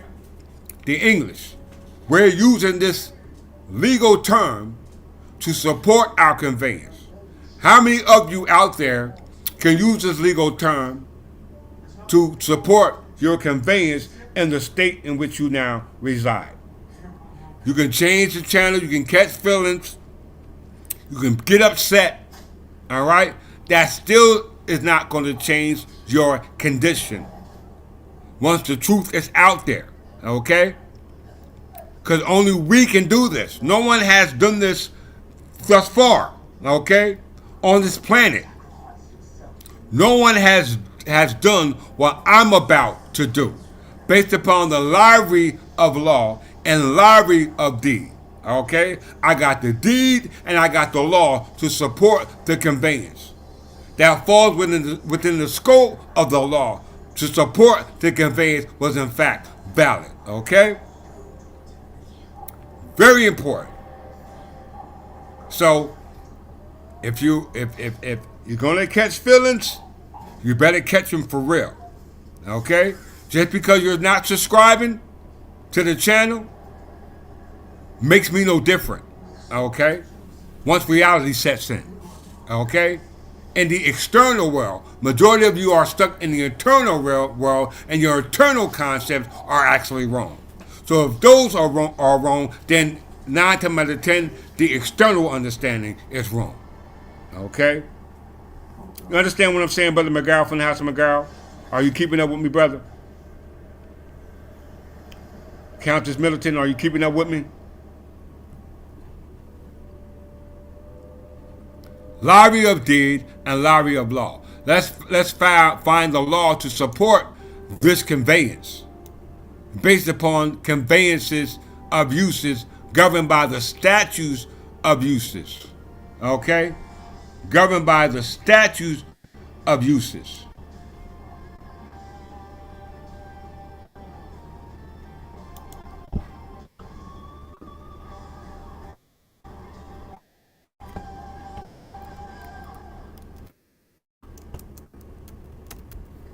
Let's pull it up. Statutes of uses by who?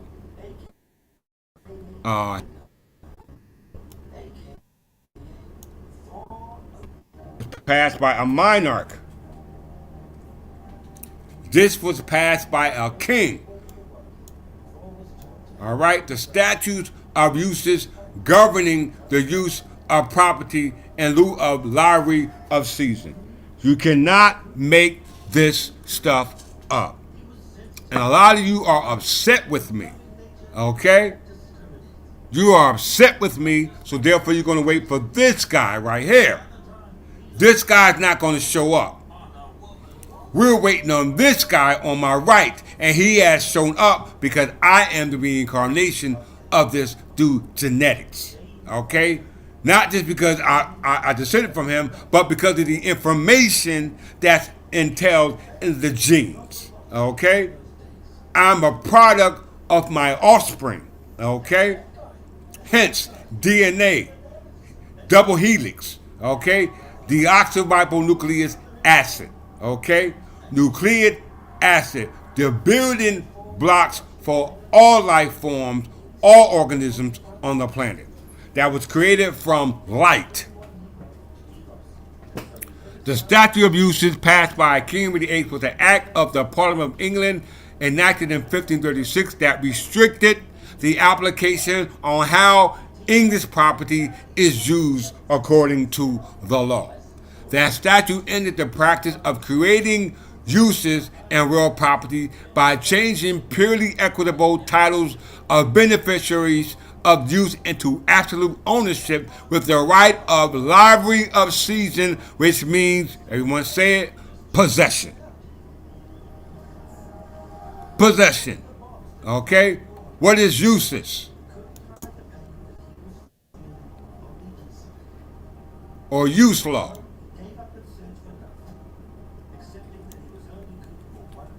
Use, as a term in property law of common law countries, amount to the recognition of the duty of a person to whom property has been conveyed for certain purposes to carry out those purposes. This means that a contractual agreement from the grantor to a grantee based upon the instructions from the grantor. This is a non-profit corporation, a charitable constitution. You're not there to serve yourself. Okay? You're there to serve others. Uses were equitable or beneficial interest in land. In early law, a property owner could not dispose of his estate by will, nor could religious houses acquire it. When we say religious houses, we're talking about religious houses outside those that were confined to the body of politics, conforming to the church. The English church, my brothers and sisters, all right?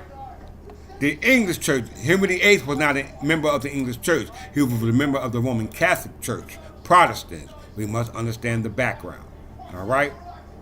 Let's move forward. So that's a statute of use law. That's called the laws of easement. Let's just look that up real quick since we're talking about easement.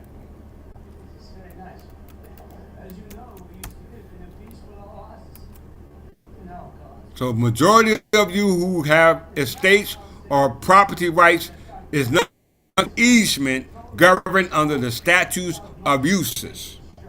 All right, and you're not using it according to the contractual agreements as provided, as instructed by the grantor.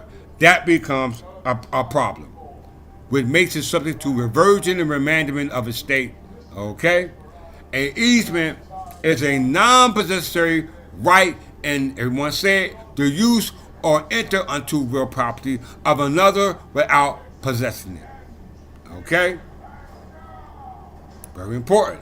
So you might use it, but you don't have the right to possess it. That is in fact called an easement. Understand what I'm saying? Let's get to it. All right. Now we can go here. Lottery of season. So we know what lottery season means. According to Wikipedia, let's find it in the law. We know what statute of uses mean in Wikipedia, but let's find it in the law. How many of you in any state which you live in within the union can find it within the law? The legislative enactment, statutory enactment that's binding upon all officials in their government, governing property rights. Okay? How many of you can find it in your law governing the conveyance and the use of property under what they call lottery of season? Because that's what we're using. This is what the court has to take a look at. And they can't be biased because the law says so. Okay? The law says so. Every person to whom use or uses of any real estate or an estate within this state, particularly New Jersey, that has been sold, given, limited, granted, released, or conveyed by a deed. When it was conveyed by a deed, it was conveyed outside of operation of law. Why? Because this is the law that governed the conveyance of deeds, which were recorded once you came into possession by as established by the grantor and the grantee. Okay? The grantee is the owner. New Jersey is not the owner. Alabama is not the owner. Connecticut is not the owner. New York is not the owner, or any other state is not the owner of the land. You are the owner of the land. The people. What people? The English people. Any other person outside of English is a foreigner, an alien, whether you're a friendly alien or an enemy alien. Nonetheless, you are still an alien, and you don't have a right to ownership. You don't have a right to legal possession. You have the right to purchase, okay, but not own. Let's get it. Every person to whom the use or uses of any real estate within the matter of fact, let me charge my computer is going dead. Hold on.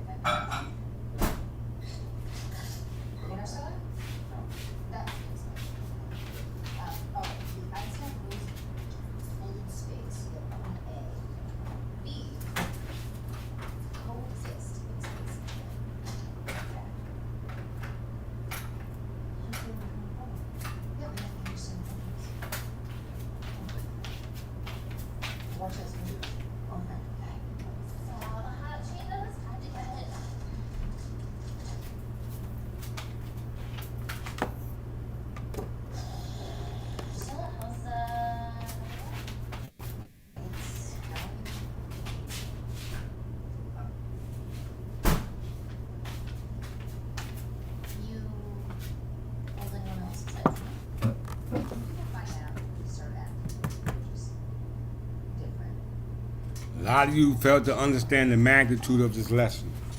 I'm magnifying it for you. Okay? If you was to stumble upon this on your own, you wouldn't understand the word that's being said to you. Okay? So I'm magnifying it, okay?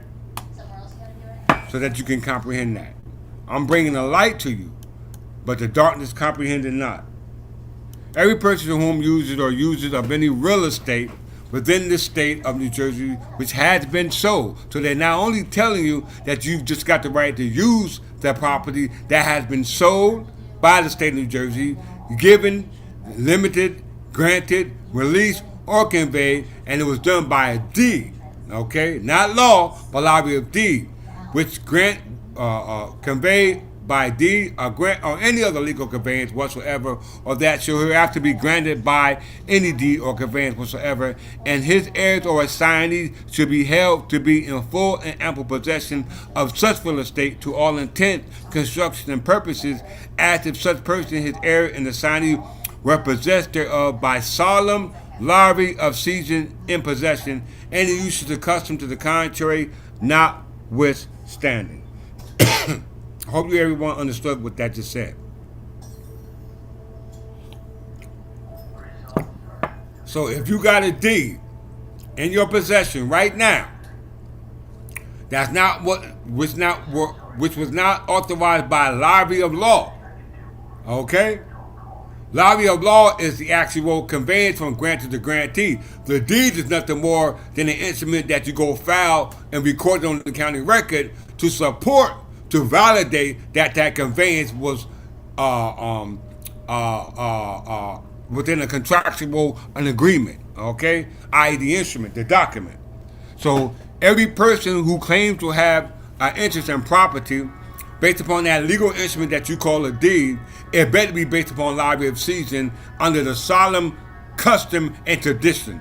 Because if it's not based upon that solemn tradition and custom, it's notwithstanding. William, what's his name? Founder, what's his name? What's the guy's name? Founder of Pennsylvania. William Penn had to find out the hard way. Okay? William the Penn used that process and he got sued for it. Okay? Don't believe me, right here.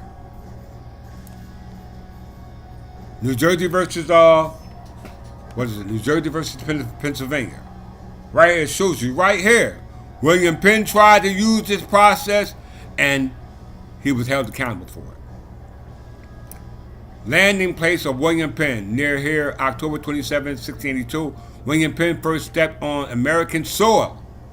He proceeded to fort and performed a lottery of season. He took the key thereof. We did deliver unto him turf with a twig upon it, a porringer with river water and soil and part of all. So he tried to use this ceremonial, customary practice, which he was not in heir.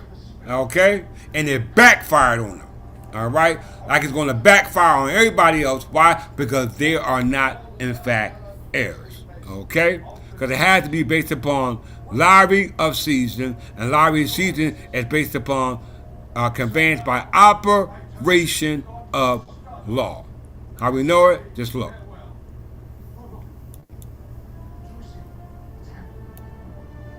From the king.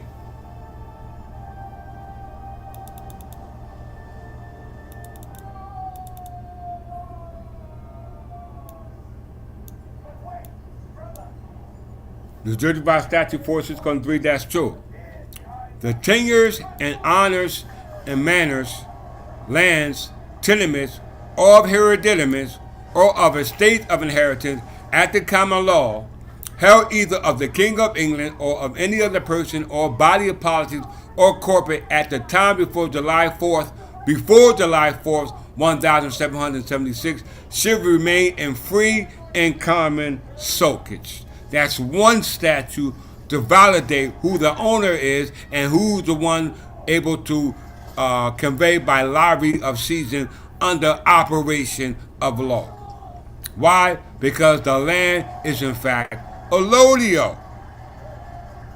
It's allodial.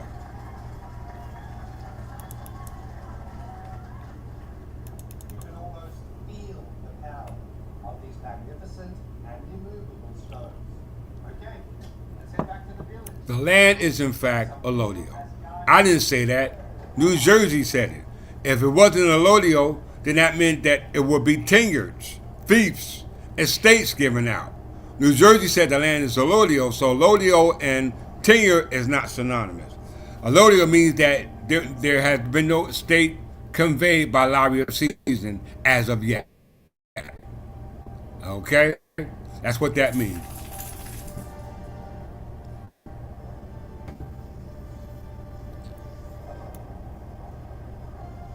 Gift, grants, and the conveyances by the state are allodial.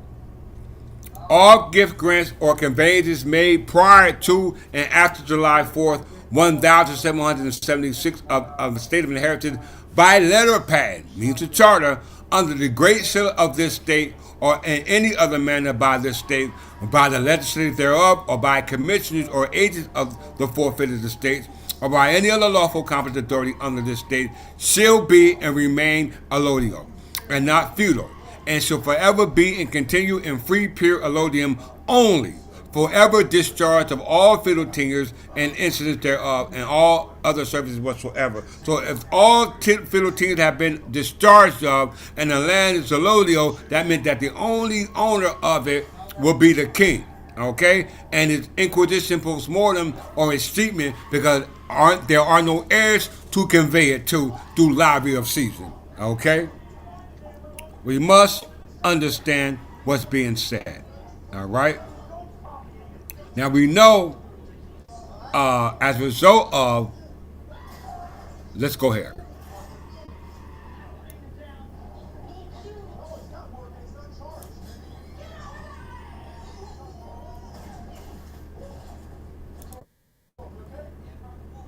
Here's our chart.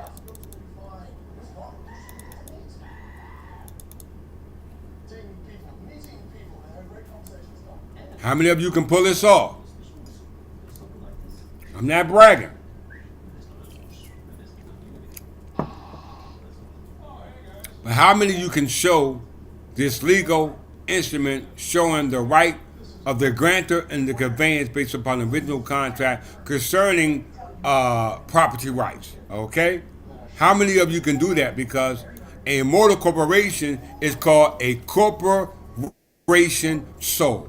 This is the type of document that we see as existing as a corporation sole.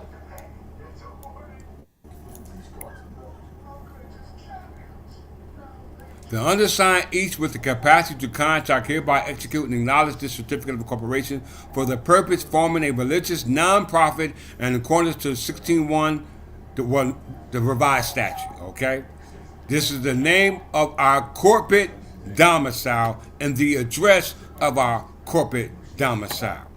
Very important, because without the name of the creditor, then you will know who the owner is. Okay. And if you don't know who the owner is, then it automatically gets streets to the state as bona vacatia. Okay? The owner, the whereabouts of the debtor is known, but the owner is not. So as a result of it, it's abandoned. Okay? If the heir was there, then it could not be abandoned because the heir is a lawful beneficiary of that said estate. Whether you're talking about real property or personal property, as though of the law governing escheatment. If you're an heir, how can it escheat to the state? That's the question you must ask the state. What is the power of escheatment? Who gave you the power of escheatment? Because you got no power according to the law. How we know it? Let's look at the law.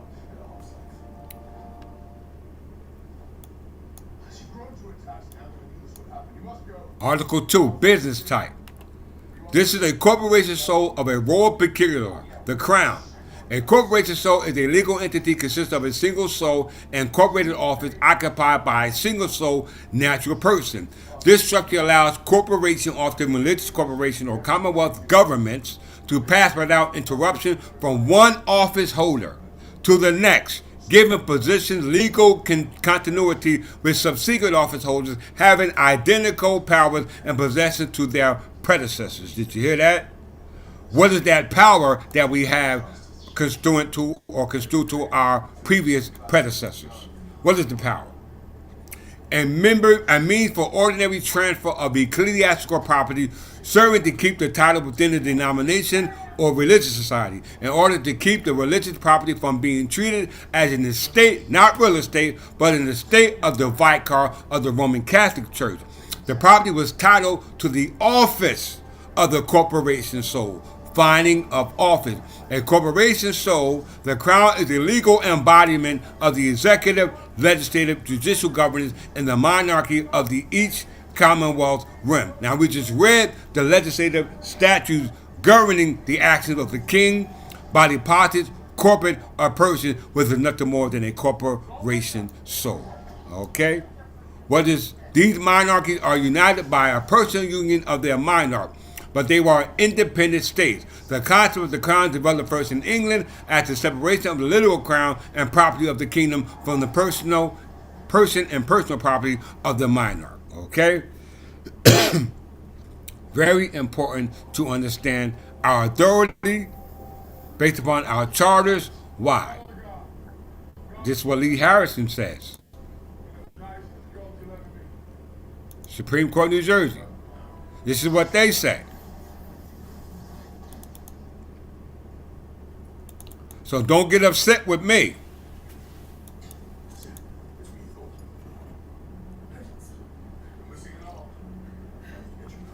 Corporate powers have their origin in a sovereign grant. Generally, they are derived from the Articles of Incorporation, Charter, and the laws of the state under which the corporate body came into being. So our corporate being or corporate came into our corporation, so as the crown or royal peculiar came into being by way of incorporating in the state of New Jersey under the state laws, i.e. the one we just read. New Jersey Revised Statute 46-3-2 and 46-3-6. Okay? Very important. A corporation has those powers which are implicit in the charter as well as those which are expressed. Authority not reasonably within the corporate grant is excluded, but whatever may be fairly deemed an instance of power expressly confirmed by the charter is within the grant unless expressly prohibited. If you go to Chisholm versus Georgia, it clearly shows you that under, matter of fact, let's go there. Chisholm versus Georgia.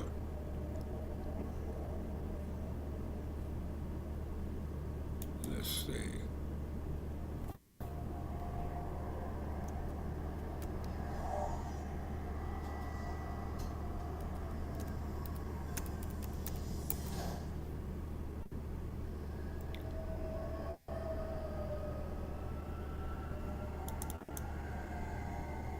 Chisholm versus Georgia. Supreme Court of the United States.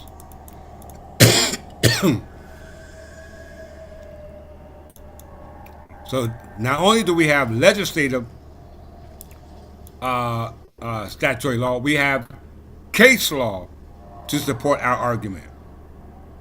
Very important. This is page 21.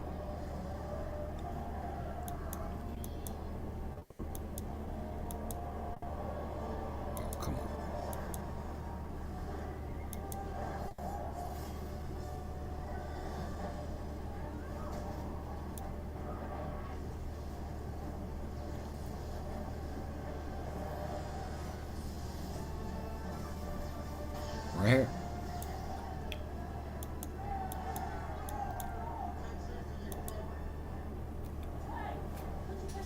Pay attention, brothers and sisters. Whether you pay attention or not, it makes me no difference. This is Supreme Court, common law, case law.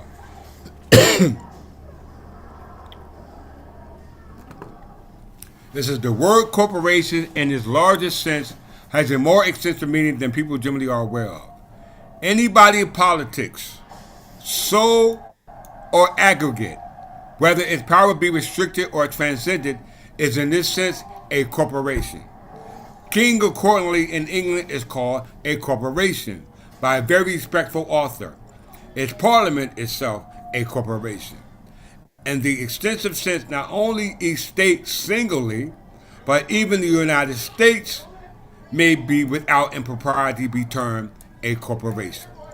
I have therefore, in contradistinction to the large and indefinite term, used the term subordinate corporation, meaning to refer to such only as alone capable of the slightest application for the purpose of the objection, whose creation and whose powers are limited by the law. The difference between such corporations and the several states in the Union as relative to the general government are very obvious in the following particulars.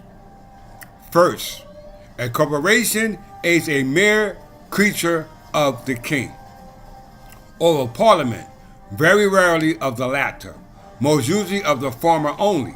It owes its existence, its name, its laws, except such laws that are necessarily incident to all corporations merely as such, to the authority which create it. A state does not owe its origin to the government of the United States, its highest or its highest of any of its branches. It was in existence before it. Okay?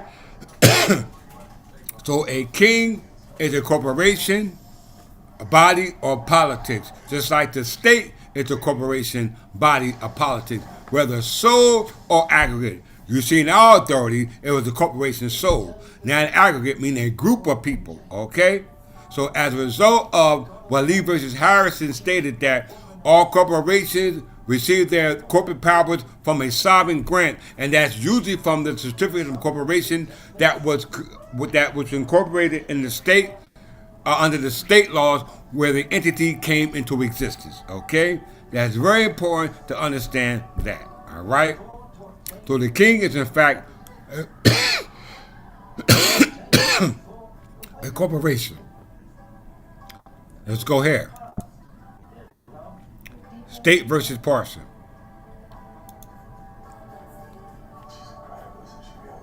And we're talking about escheatment. I need you to promise me you'll always protect her. I love you too, buddy. Oh, let's stop.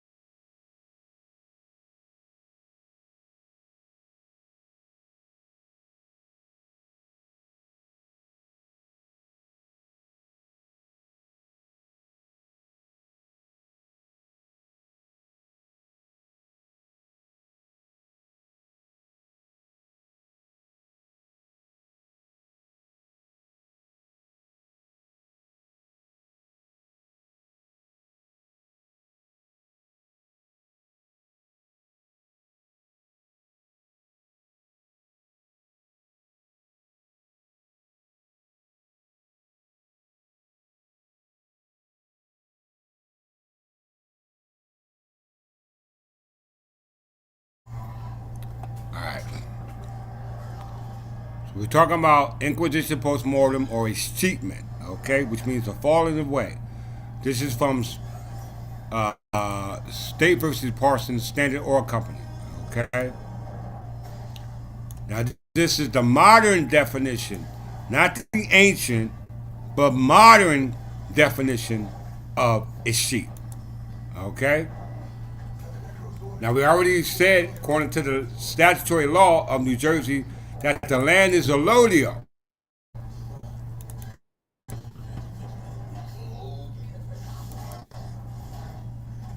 One second.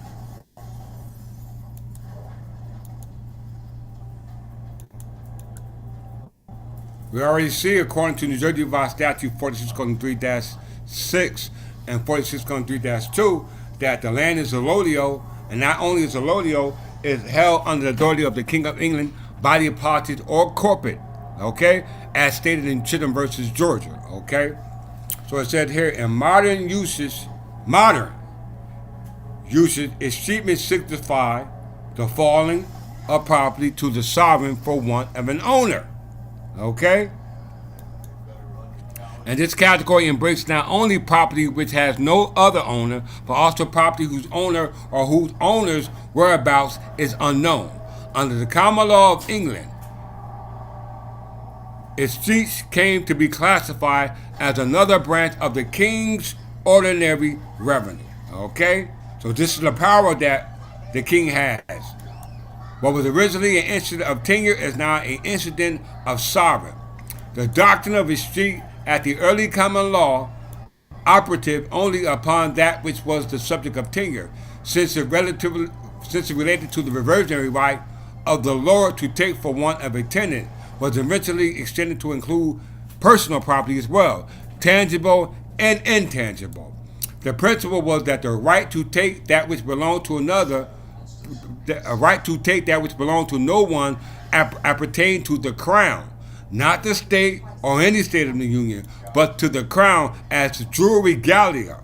The crown steps in.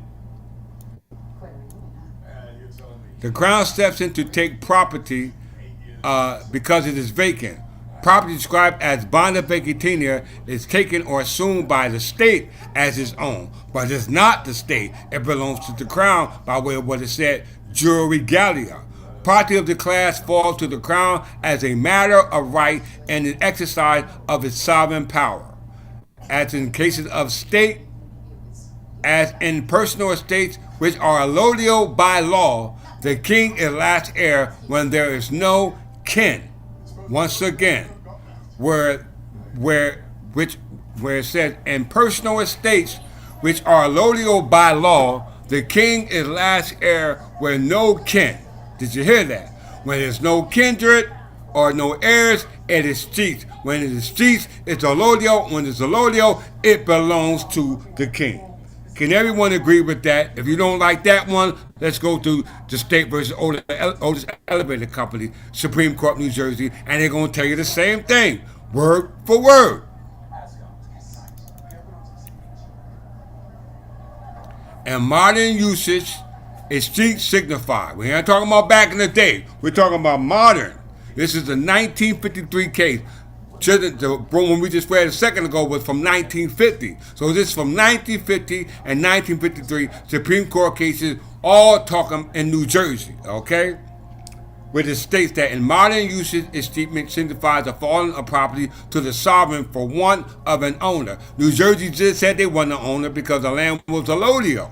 Okay? And this category embraces not only property which does not have the owner, but also whose owner or whose owner's whereabouts is unknown, meaning that they do not know the whereabouts of the grantor, the owner, or the creditor. Okay? Meaning he does not have an address. Okay? He does not have an address. Under the common law of England, escheat came to be classified as another branch of the king's ordinary revenue. It's the king's money. What was originally an incident of tenure is now an incident of sovereignty. The doctrine of escheat at the earliest common law, back then and modernly as well, law operatives only upon the doctrine of escheat at the early common law operation of law, upon that which was subject to the tenure, since it related to the reversionary right of the lord to take for want of a tenant, was eventually extended to include personal property, tangible and intangible. The principle was that the right to take that which belonged to no one appertained to who? The crown. As jure regalia, the crown steps in to take the property because what? It's vacant, so the state can't presume that it's theirs as its own. Property of the class falls to the crown as a matter of right in the exercise of the crown's sovereign power. But if there's no finding of office, inquisitional office, or inquest of office, then the crown can't take possession to actually convey the tenures out to the actual heirs. Okay? In personal estates which are allodial by law, the king is last heir when there is no kindred. Why is this important? Let's see why. It says right here.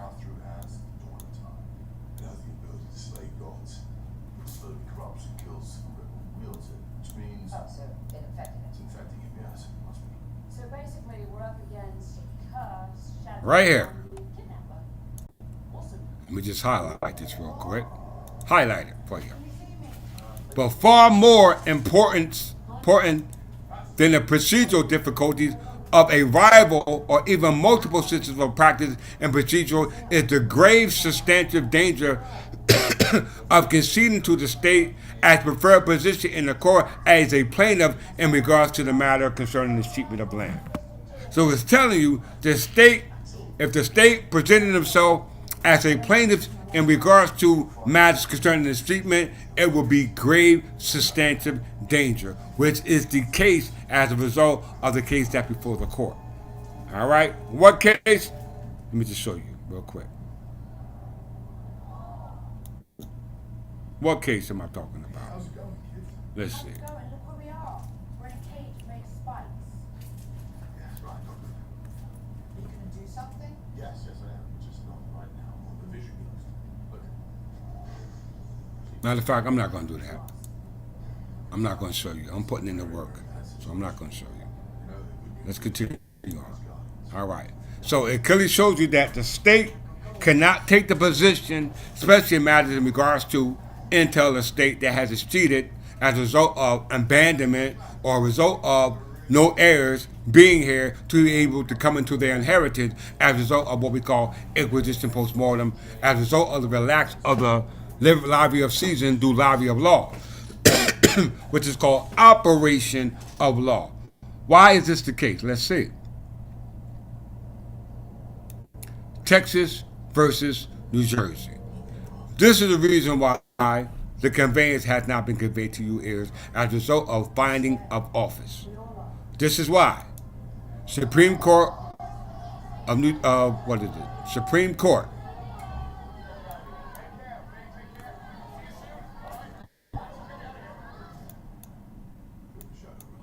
How'd you know? the atmosphere there has a darkness like no other. This is a color feels to tread. It's understated. Well then, if it's color we need, let's bring the rainbow. The rainbows and catchphrases. Texas versus New Jersey. This is the matter involving Sunoco, which was back in 1901, was called Sun Oil Corporation, which was incorporated in New Jersey, but now the corporation is in Texas. Okay, so this matter concerned matters of escheatment based upon place of domicile. Now we understand what Lee versus Harrison said, that corporations get their sovereign authority from the state in which they incorporate under the charters and under the state laws. Okay, that's what that law says. Am I still paused? Okay. It says jurisdiction to exceed, abandon, intangible personal property lies in the state of the creditor's last known address on the debtor's books and recorders, or absent of such address, or an escheat law in the state or corporate domicile, but subject to later escheat to the former state if it proves such address to be within its borders and provides for escheat of such property. Once again, I repeat, jurisdiction to exceeded, abandoned, intangible personal property lies in the state of the creditor's last known address. Not the debtor's last known address, but the creditor's last known address. If the creditor's last known address is not there, then it automatically falls on abandoned property, bond of vacatinia, and automatically goes to the state under presumption of law. Okay? So jurisdiction of escheatment, abandoned, intangible personal property lies in the state of the creditor's last known address on the debtor's books and recorders, or absent of such address of the debtor's last known address or the creditor's last known address, or by subject to some later escheatment law. The state of a corporate domicile is governed by the state of the corporate domicile, but subject to later laws governing escheatment to the former state if it proves such address does in fact exist. Okay? This is what this is saying. This is saying corporate domicile. Okay? Corporate domicile. I'm going to read it again in its entirety in case y'all missed that. Jurisdiction to exceeded, abandoned, intangible personal property lies in the state of the creditor's last known address or the debtor's on the debtor's books and records, or absent of such address or in escheat law and the state of corporate domicile, but subject to later escheats to the former state if it proves such address to be within its borders and provides for such escheat of such a property. Okay? So you must have a law governing escheatment as well as have a place of origin of the corporation, i.e. the creditor and not the debtor. Okay, in this case, the creditor will be the Crown, and the origin and address of the creditor will be New Jersey and Perth Amboy. Okay, because and let's just see, And whatever happens, never stop fighting. New Jersey Provincial Council, the Crown. This is the last known address of the creditor.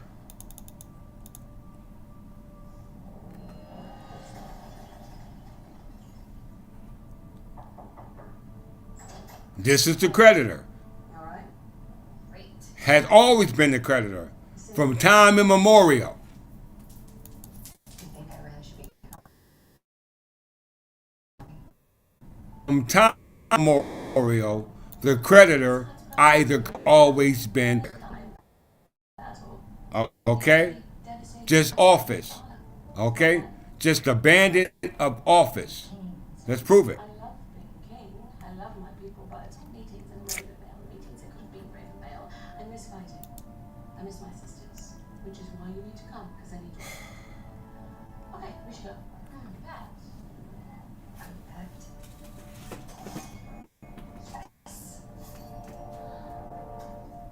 A hand grenade. No, it's a portable speaker. Right here, New Jersey Provincial Council Let's go. was here before 1702 and after 1702. There just was no office found. Okay, New Jersey Provincial Council was His Majesty's Legislative Council. You hear that? His Majesty's Council for the Province of New Jersey was the upper house called the Crown. All right? Alternative domicile, Burlington or Perth Amboy. You see that. We reside right now here, where? In Perth Amboy. Okay? Perth Amboy is where we are domiciled. Let's prove it.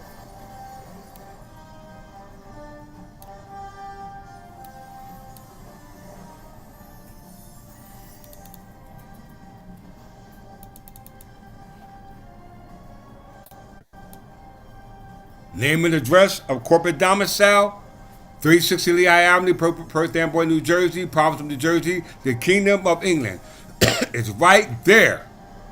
Our corporate domicile is right there, brothers and sisters. Right there. We must understand that the creditor's domicile is right here. The creditor is the Crown of England. I represent the Crown of England, which is a body of politics, i.e., corporation, sole, or aggregate.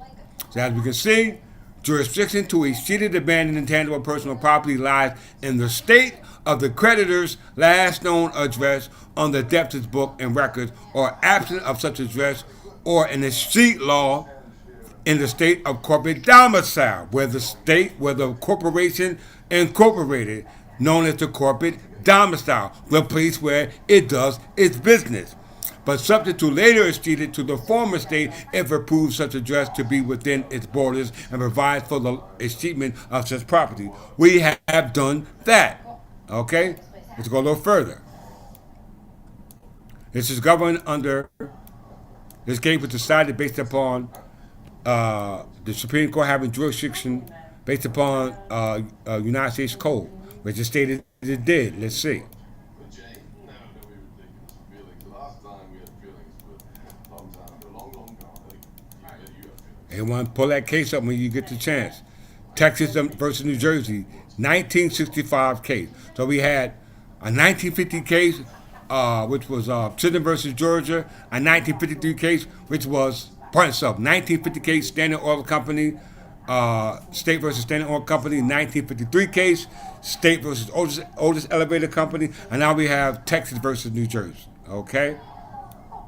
All governing laws governing escheatment, and you can't have the right of escheatment if the creditor who has the authority or power or the prerogative of escheatment is not found. Okay? It's called finding, wanting, inquest, and inquisition of office, brothers and sisters. Let's see. I thought I see this. Right here. The court said, and all they had jurisdiction based upon Title 28 United States Code, Section 1251, Section A, provides that in relevant parts, the Supreme Court shall have original and exclusive jurisdiction of all controversy between two or more states. Footnote: see Bona Vacatia under the laws of England, which is one of the footnotes that they use. Okay, let's go to the meat of what this case law said. Okay, let's go to the meat of it.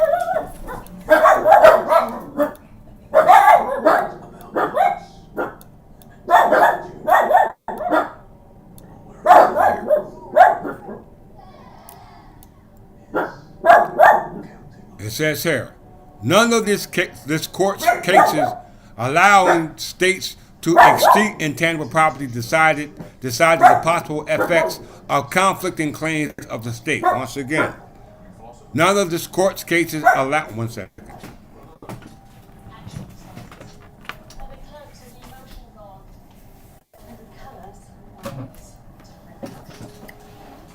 None of the court's cases allowing states exceeding intangible property decided the possible effects of conflicting claims of other states compared to Standard Oil Company versus New Jersey. That was the first case I read, and it clearly stated that modern usage of escheatment means falling away, and that the only authority that has the right of escheatment is the crown under his jury gallia. And in personal estates, which are allodial, the king is next of heir when there's no kin. And we know the revised statute in New Jersey says what? The land is allodial. Okay?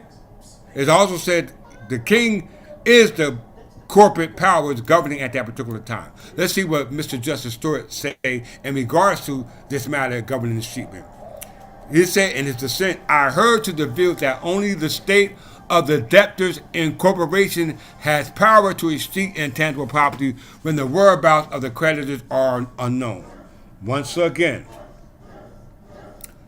Chief Justice Stewart dissenting stated that I heard to the view that only the state of the debtors in corporation has power to exceed intangible property when the whereabouts of the creditors are unknown. So if the state takes exceeded property, it's called bona vacatia because the creditor is unknown, which would be the king, because as it's stated in State versus Standard Oil Company and Otis Elevator Company, that it will be a disadvantage to the state to claim in a matter in regards to exceeded property as the owner, okay? Because New Jersey Revised Statute 46-2 says you're not the owner. You was never an owner prior to July 4, 1776. You were not the owner. It was the crown. And the crown had a corporate domicile, a place of business, okay? It was called an itinerant court.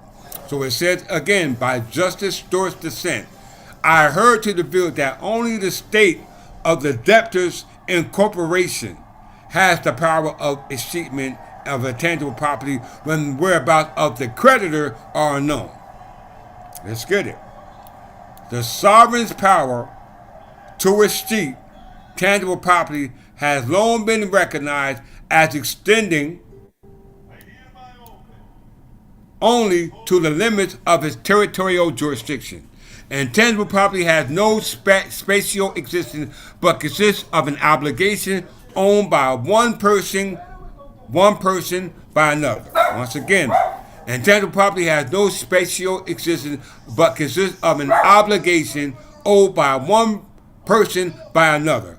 Contractual agreement. Grantor, grantee. Grantee, grantor. Okay?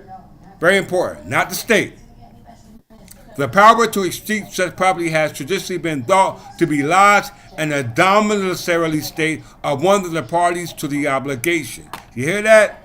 The obligation or the power of escheatment of such property has traditionally been thought to be lodged in the domiciliary state of one of the parties to the obligation, not the state where the parties incorporated, but one of the parties who incorporated in the state based upon their corporate domicile.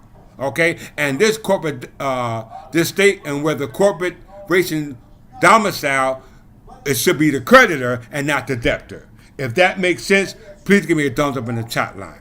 Very much like a stage. In a case such as this, the domicile of the creditor is by hypothesis unknown. Only the domicile of the debtor is known.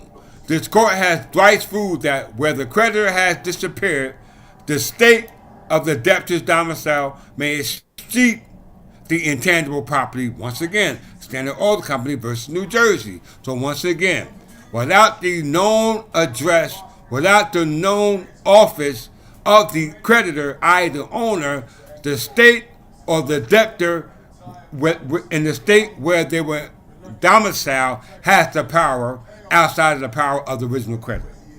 All right? You must understand what's going on. All right? You must understand that. How we know that? Let's see. Let's see. Pretty boy, go back to your seat. I'm sorry, did you not hear? Once again, where's our address? Murdering on mass. I tell you, one time, now you try. Here's our address in regard to the power of escheatment. That's our obligation to escheat property that has been abandoned because there are no heirs. Okay? There are no heirs. Very important. Let's get another. Let's ask AI about it. Let's see. First, what is inquest? First, what is inquest of office or inquisition of office? What is that? In closing.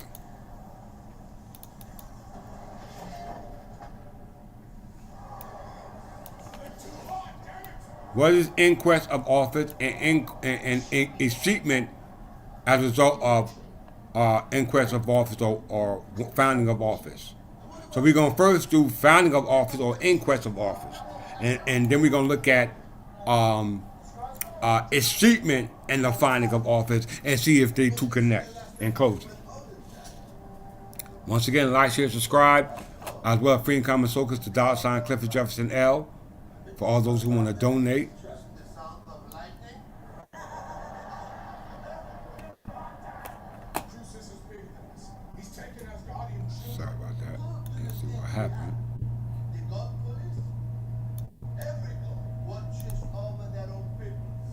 Nothing more, nothing less. As guardian brothers. Are as guardian brothers. Our mighty foe, my hero, Zeus, Okay, here we go. afraid.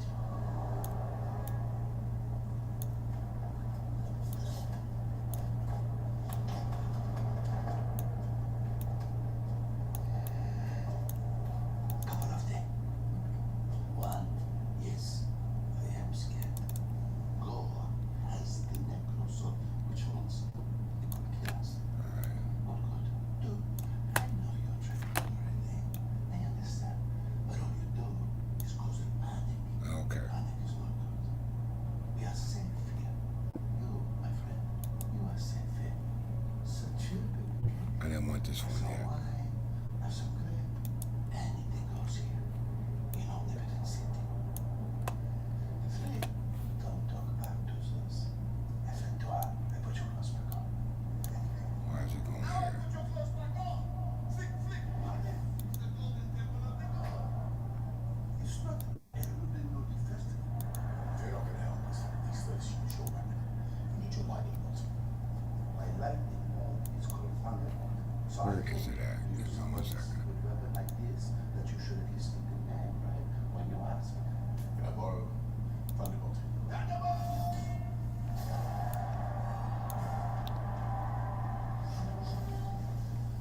We're just going to use escheatment and final about. We're going to use that one. All right, here we go. Escheat finding of office. Likely refers to the process of identifying and claiming escheated property. Okay? Particularly due to the action of an official role or department responsible for this task.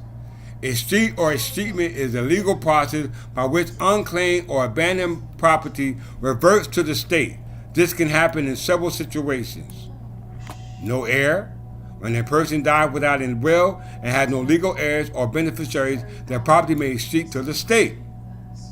Abandoned property. This includes items like dormant bank accounts, uncashed checks, or forgotten securities where the owner has shown no activity for a specified period and cannot be located after due diligence by the holding institution. Y'all better listen to your brother.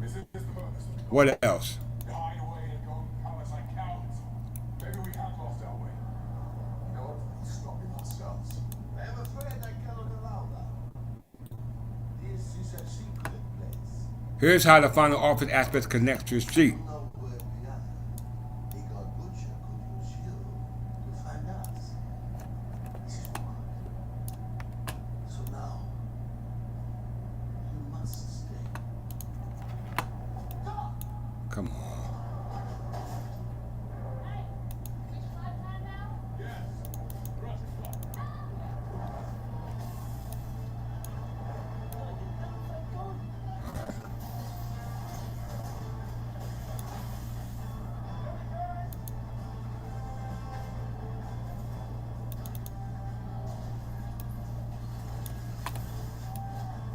Here's how the finding of office aspects connects to escheatment. All right? Very important. That's what happened.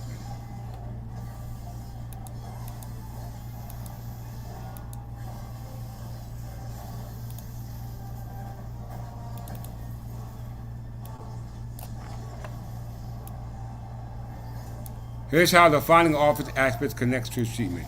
State agencies and departments. Each state has specific agencies or departments responsible for handling escheated property. This may be called unclaimed property. All right. This may be called the Unclaimed Property Administration Department of the Treasury or similar entities, as it is in New Jersey. Escheator Unclaimed Property Specialist. Specific job titles such as escheator or unclaimed property specialist exist within these agencies to manage the process. Their duties include identifying unclaimed assets, locating owners and conducting due diligence, handling, reporting, and transferring of property to estates. Okay? The proper administration to do this is the Chancery Court, brothers and sisters. It's the Chancery Court, not the Department of Treasury, not unclaimed property, but the Chancery Court. All right? Very important.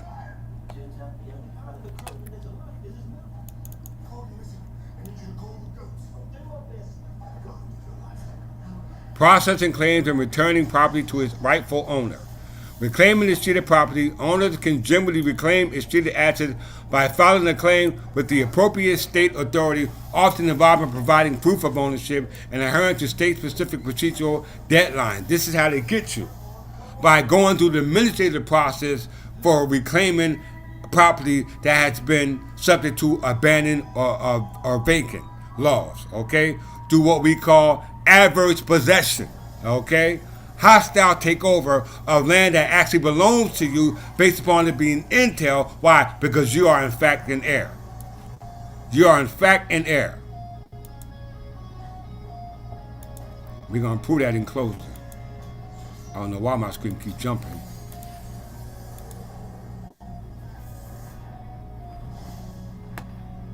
And essentially the finding of the office within the context of a street involves the proactive efforts and designated role within the state government to locate, manage, and ultimately return unclaimed or abandoned assets to their rightful owner or heirs. Did you hear that? Did you hear that? So are you an heir? If you are an heir, then you are the proper owner. If you're not an heir, then the only owner is the crown. Okay? All right? Because the property has ceded to the crown. And the crown cannot be active as a result of what we call the finding of office, okay, or the inquisition of office, which we just discussed in the prior in this presented information. Okay, so in closing, let's go here.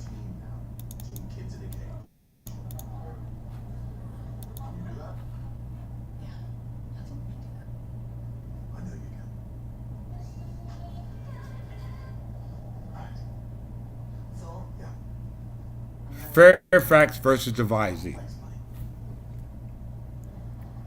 Correct. How are the children? As you can imagine, they're a little bit scared because their kids. Supreme Court, United States. Yes, you like it. We still. Listen, y'all. There's no plan. There is a plan. No, there's no plan. An alien enemy may take lands by devise and holds the same until office is found. You hear that? Office is found. While beyond that, let's go here. Children versus Georgia. Let's go to page 13. No one's gonna die, okay? Everything is fine. We did great back there. We killed Zeus. You killed Zeus. I mean, that name might not be catastrophic to the whole universe, and sure, the entire God Kingdom is probably gonna hunt us down for the rest of our days. But listen, you stole this beautiful weapon. All right, this is the army right here. It's sleek, it's slender, it's powerful. Right here. Children versus Georgia, all concerning office being found. I've got mine Okay? up there.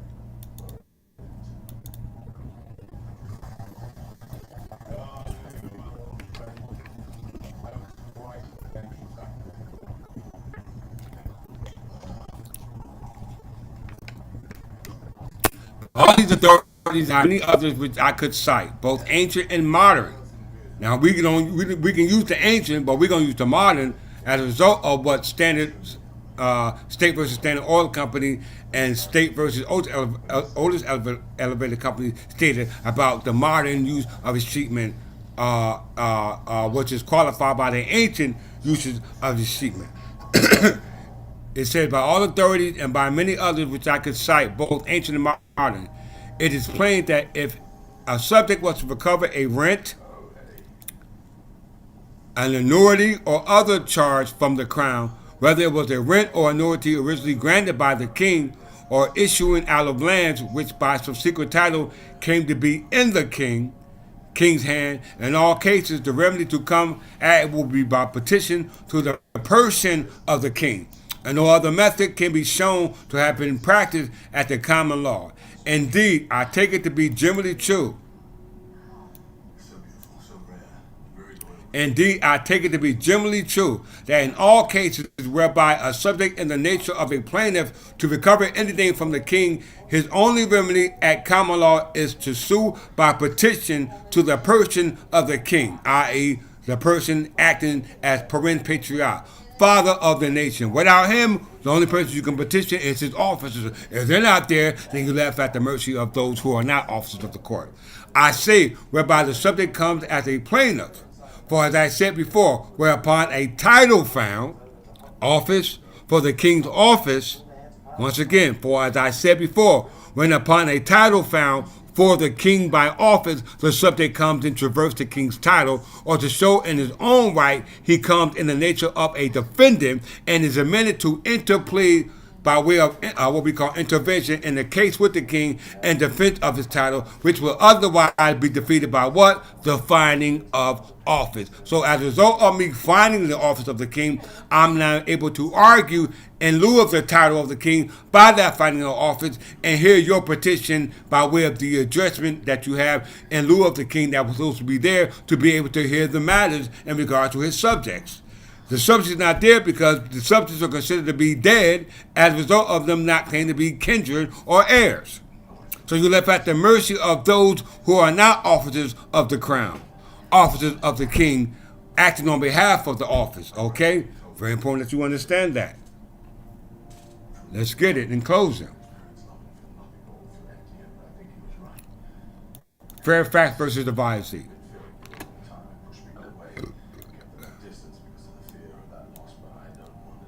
An alien can take land by purchase, though not by descent, at the common law, or in other words, he cannot take it by an act of law, but he may by an act for himself. An alien can take land by purchase, though not by descent, at the common law, or in other words, he cannot take it by the act of the law, but he may by an act of a party.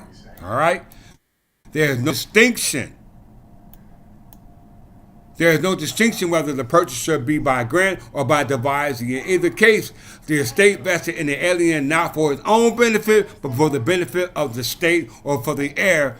And if the heir is not there, now the state has it as a result of they don't know who the heirs are. Okay? Or in the language of the ancient law, he has the capacity to take but not to hold land, and they may be seized into the hands of the sovereign. You hear that? It may be seized into the hands of the sovereign. I heard Mjolnir calling me, so I thought maybe science isn't right. Until lands are seized, Fucking space magic. until the lands are so seized, the alien has complete dominion over them. He is a good tenant of the freehold and preside on a common recovery, None of us know how long we have. and may convey the same to a purchaser. It seems indeed to have been held that an alien cannot maintain a real action for the recovery of land, but it does not thence follow that he may not defend in a real action his title to the land against all persons but what the sovereign.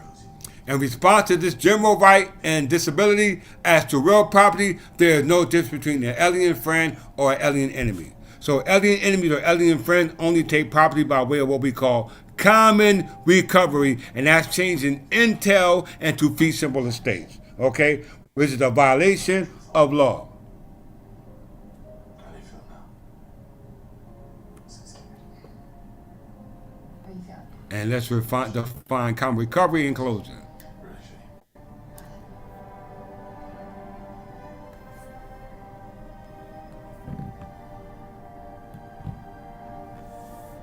So I thought.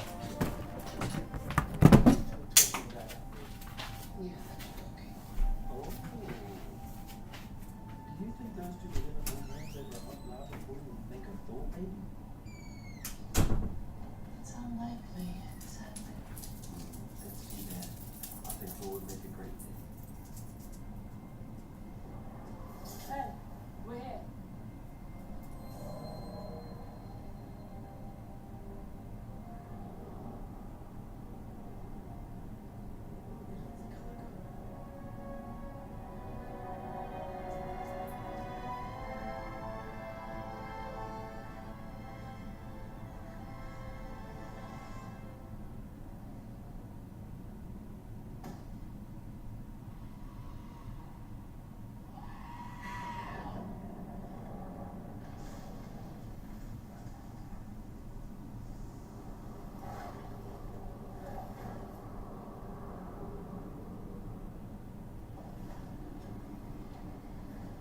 They're not here.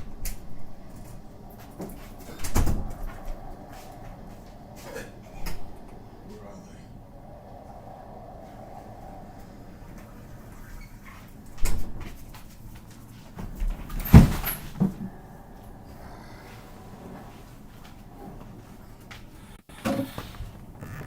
Sorry about that. Slipped a little bit. So let's close out. Okay. All right, so with that, let's close out right here.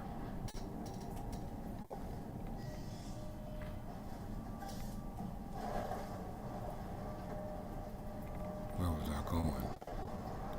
Oh, yeah. Common recovery. Okay.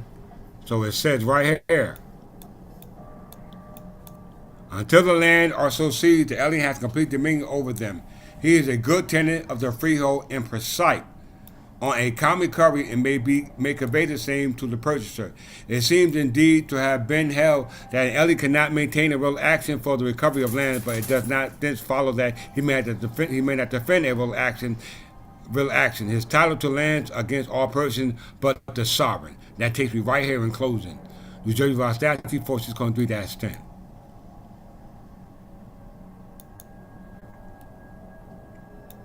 Why you just threw Soul Breaker out the window? He needs it to open the gates of eternity.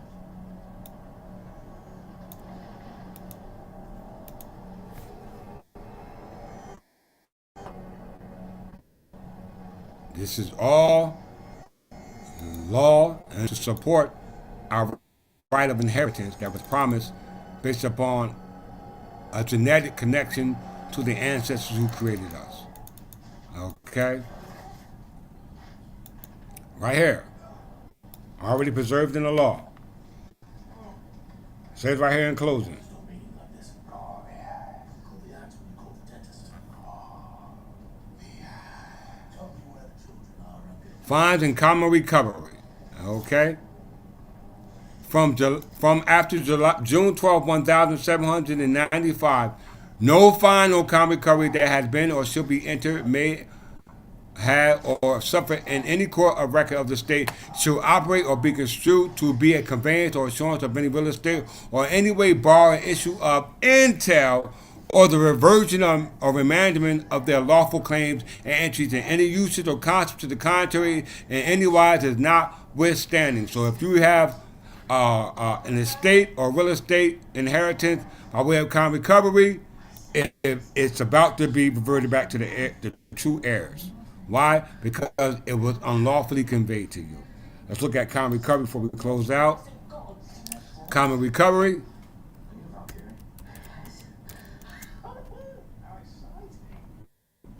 All right. This is Wikipedia, and then we have seen it in the law. Okay. Once again, like, share, subscribe, donate, free and common sockets, as well as pass the information on to others.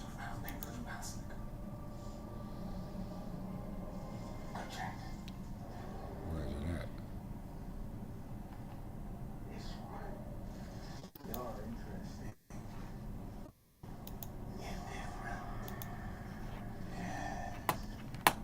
There we go. Common recovery. We're going to close out on this.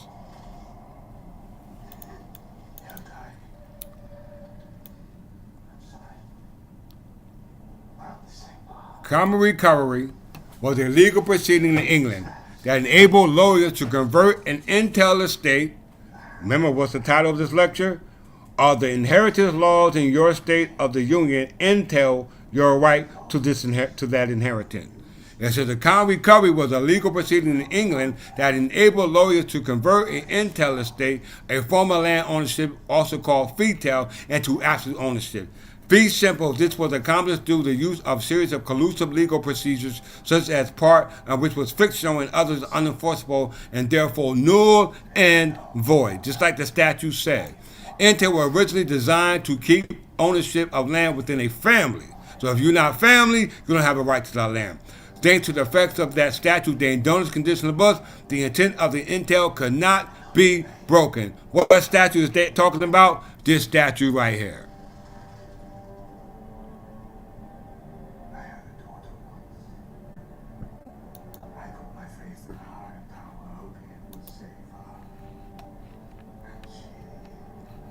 Right here in the statute.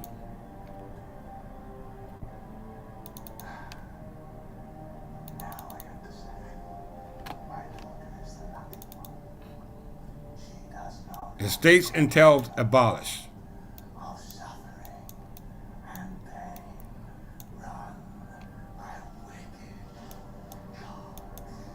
Whenever any conveyance, will, or instrument in writing shall hereafter be made, whereby any grantee, divisor, or other person shall become seized in law or in equity of such estate in any real estate, as under the statute of 13th of Edward I, called the statute of entail, de donuts conditional above, would have been held of an estate in fee tail or a type of character. Such conveyance, will, or instrument shall vest an estate in fee simple on such grantee, divisor, or other person.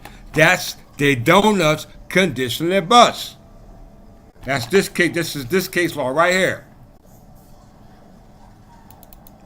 The statute of entail. The Adults Conditional Bus Estates Entail Act is a chapter of the English Statutes of Westminster 45. It originates the law of entail, forbidding a landowner to sell his land except to his heirs, as well as Queen Imperatrix, which is right here. Legislative statute. We are using this statute right now in the courts of law to support the right of the land, which is our inheritance. How many of you can do this? How many of you have done this? How many of you will be doing this? You better start. Alienation of freehold. Queen Imperatrix. From and after March 18, 1795, any freeholder may give or sell sell or alien the real estate whereof he is or at any time shall be seized in fee simple Common curry or any part thereof at his pleasure, and such donee, purchaser, or alienee shall hold the same free of any tenure or service to the donor or seller of or alien or alienor. This is called Queen Imperatoris. What's that?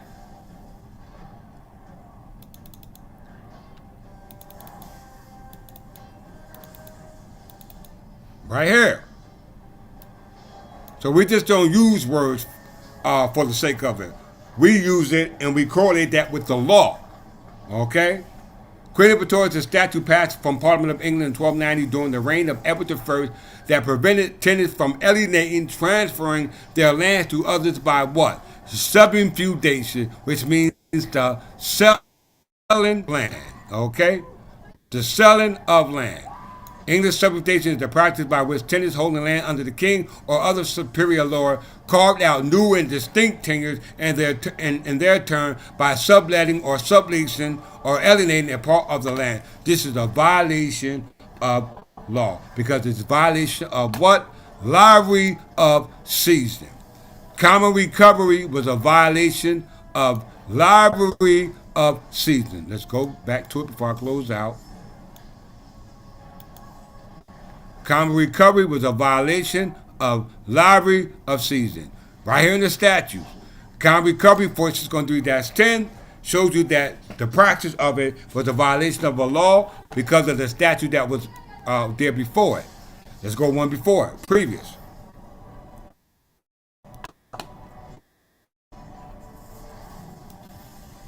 Season.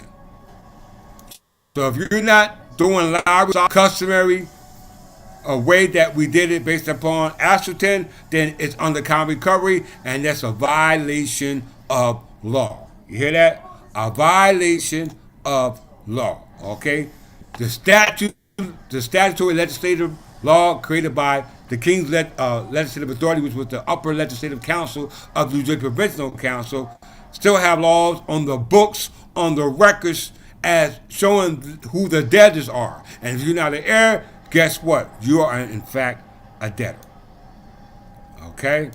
So with that, I'll stop and let you all eat off that. And I hope you all will be diligent to the previous lectures that I did in regards to the title of this lecture are the inheritance laws in your state of the union entail your rights to that inheritance. And with that, I'm going to greet you, and as I meet you, and that's always in peace and love.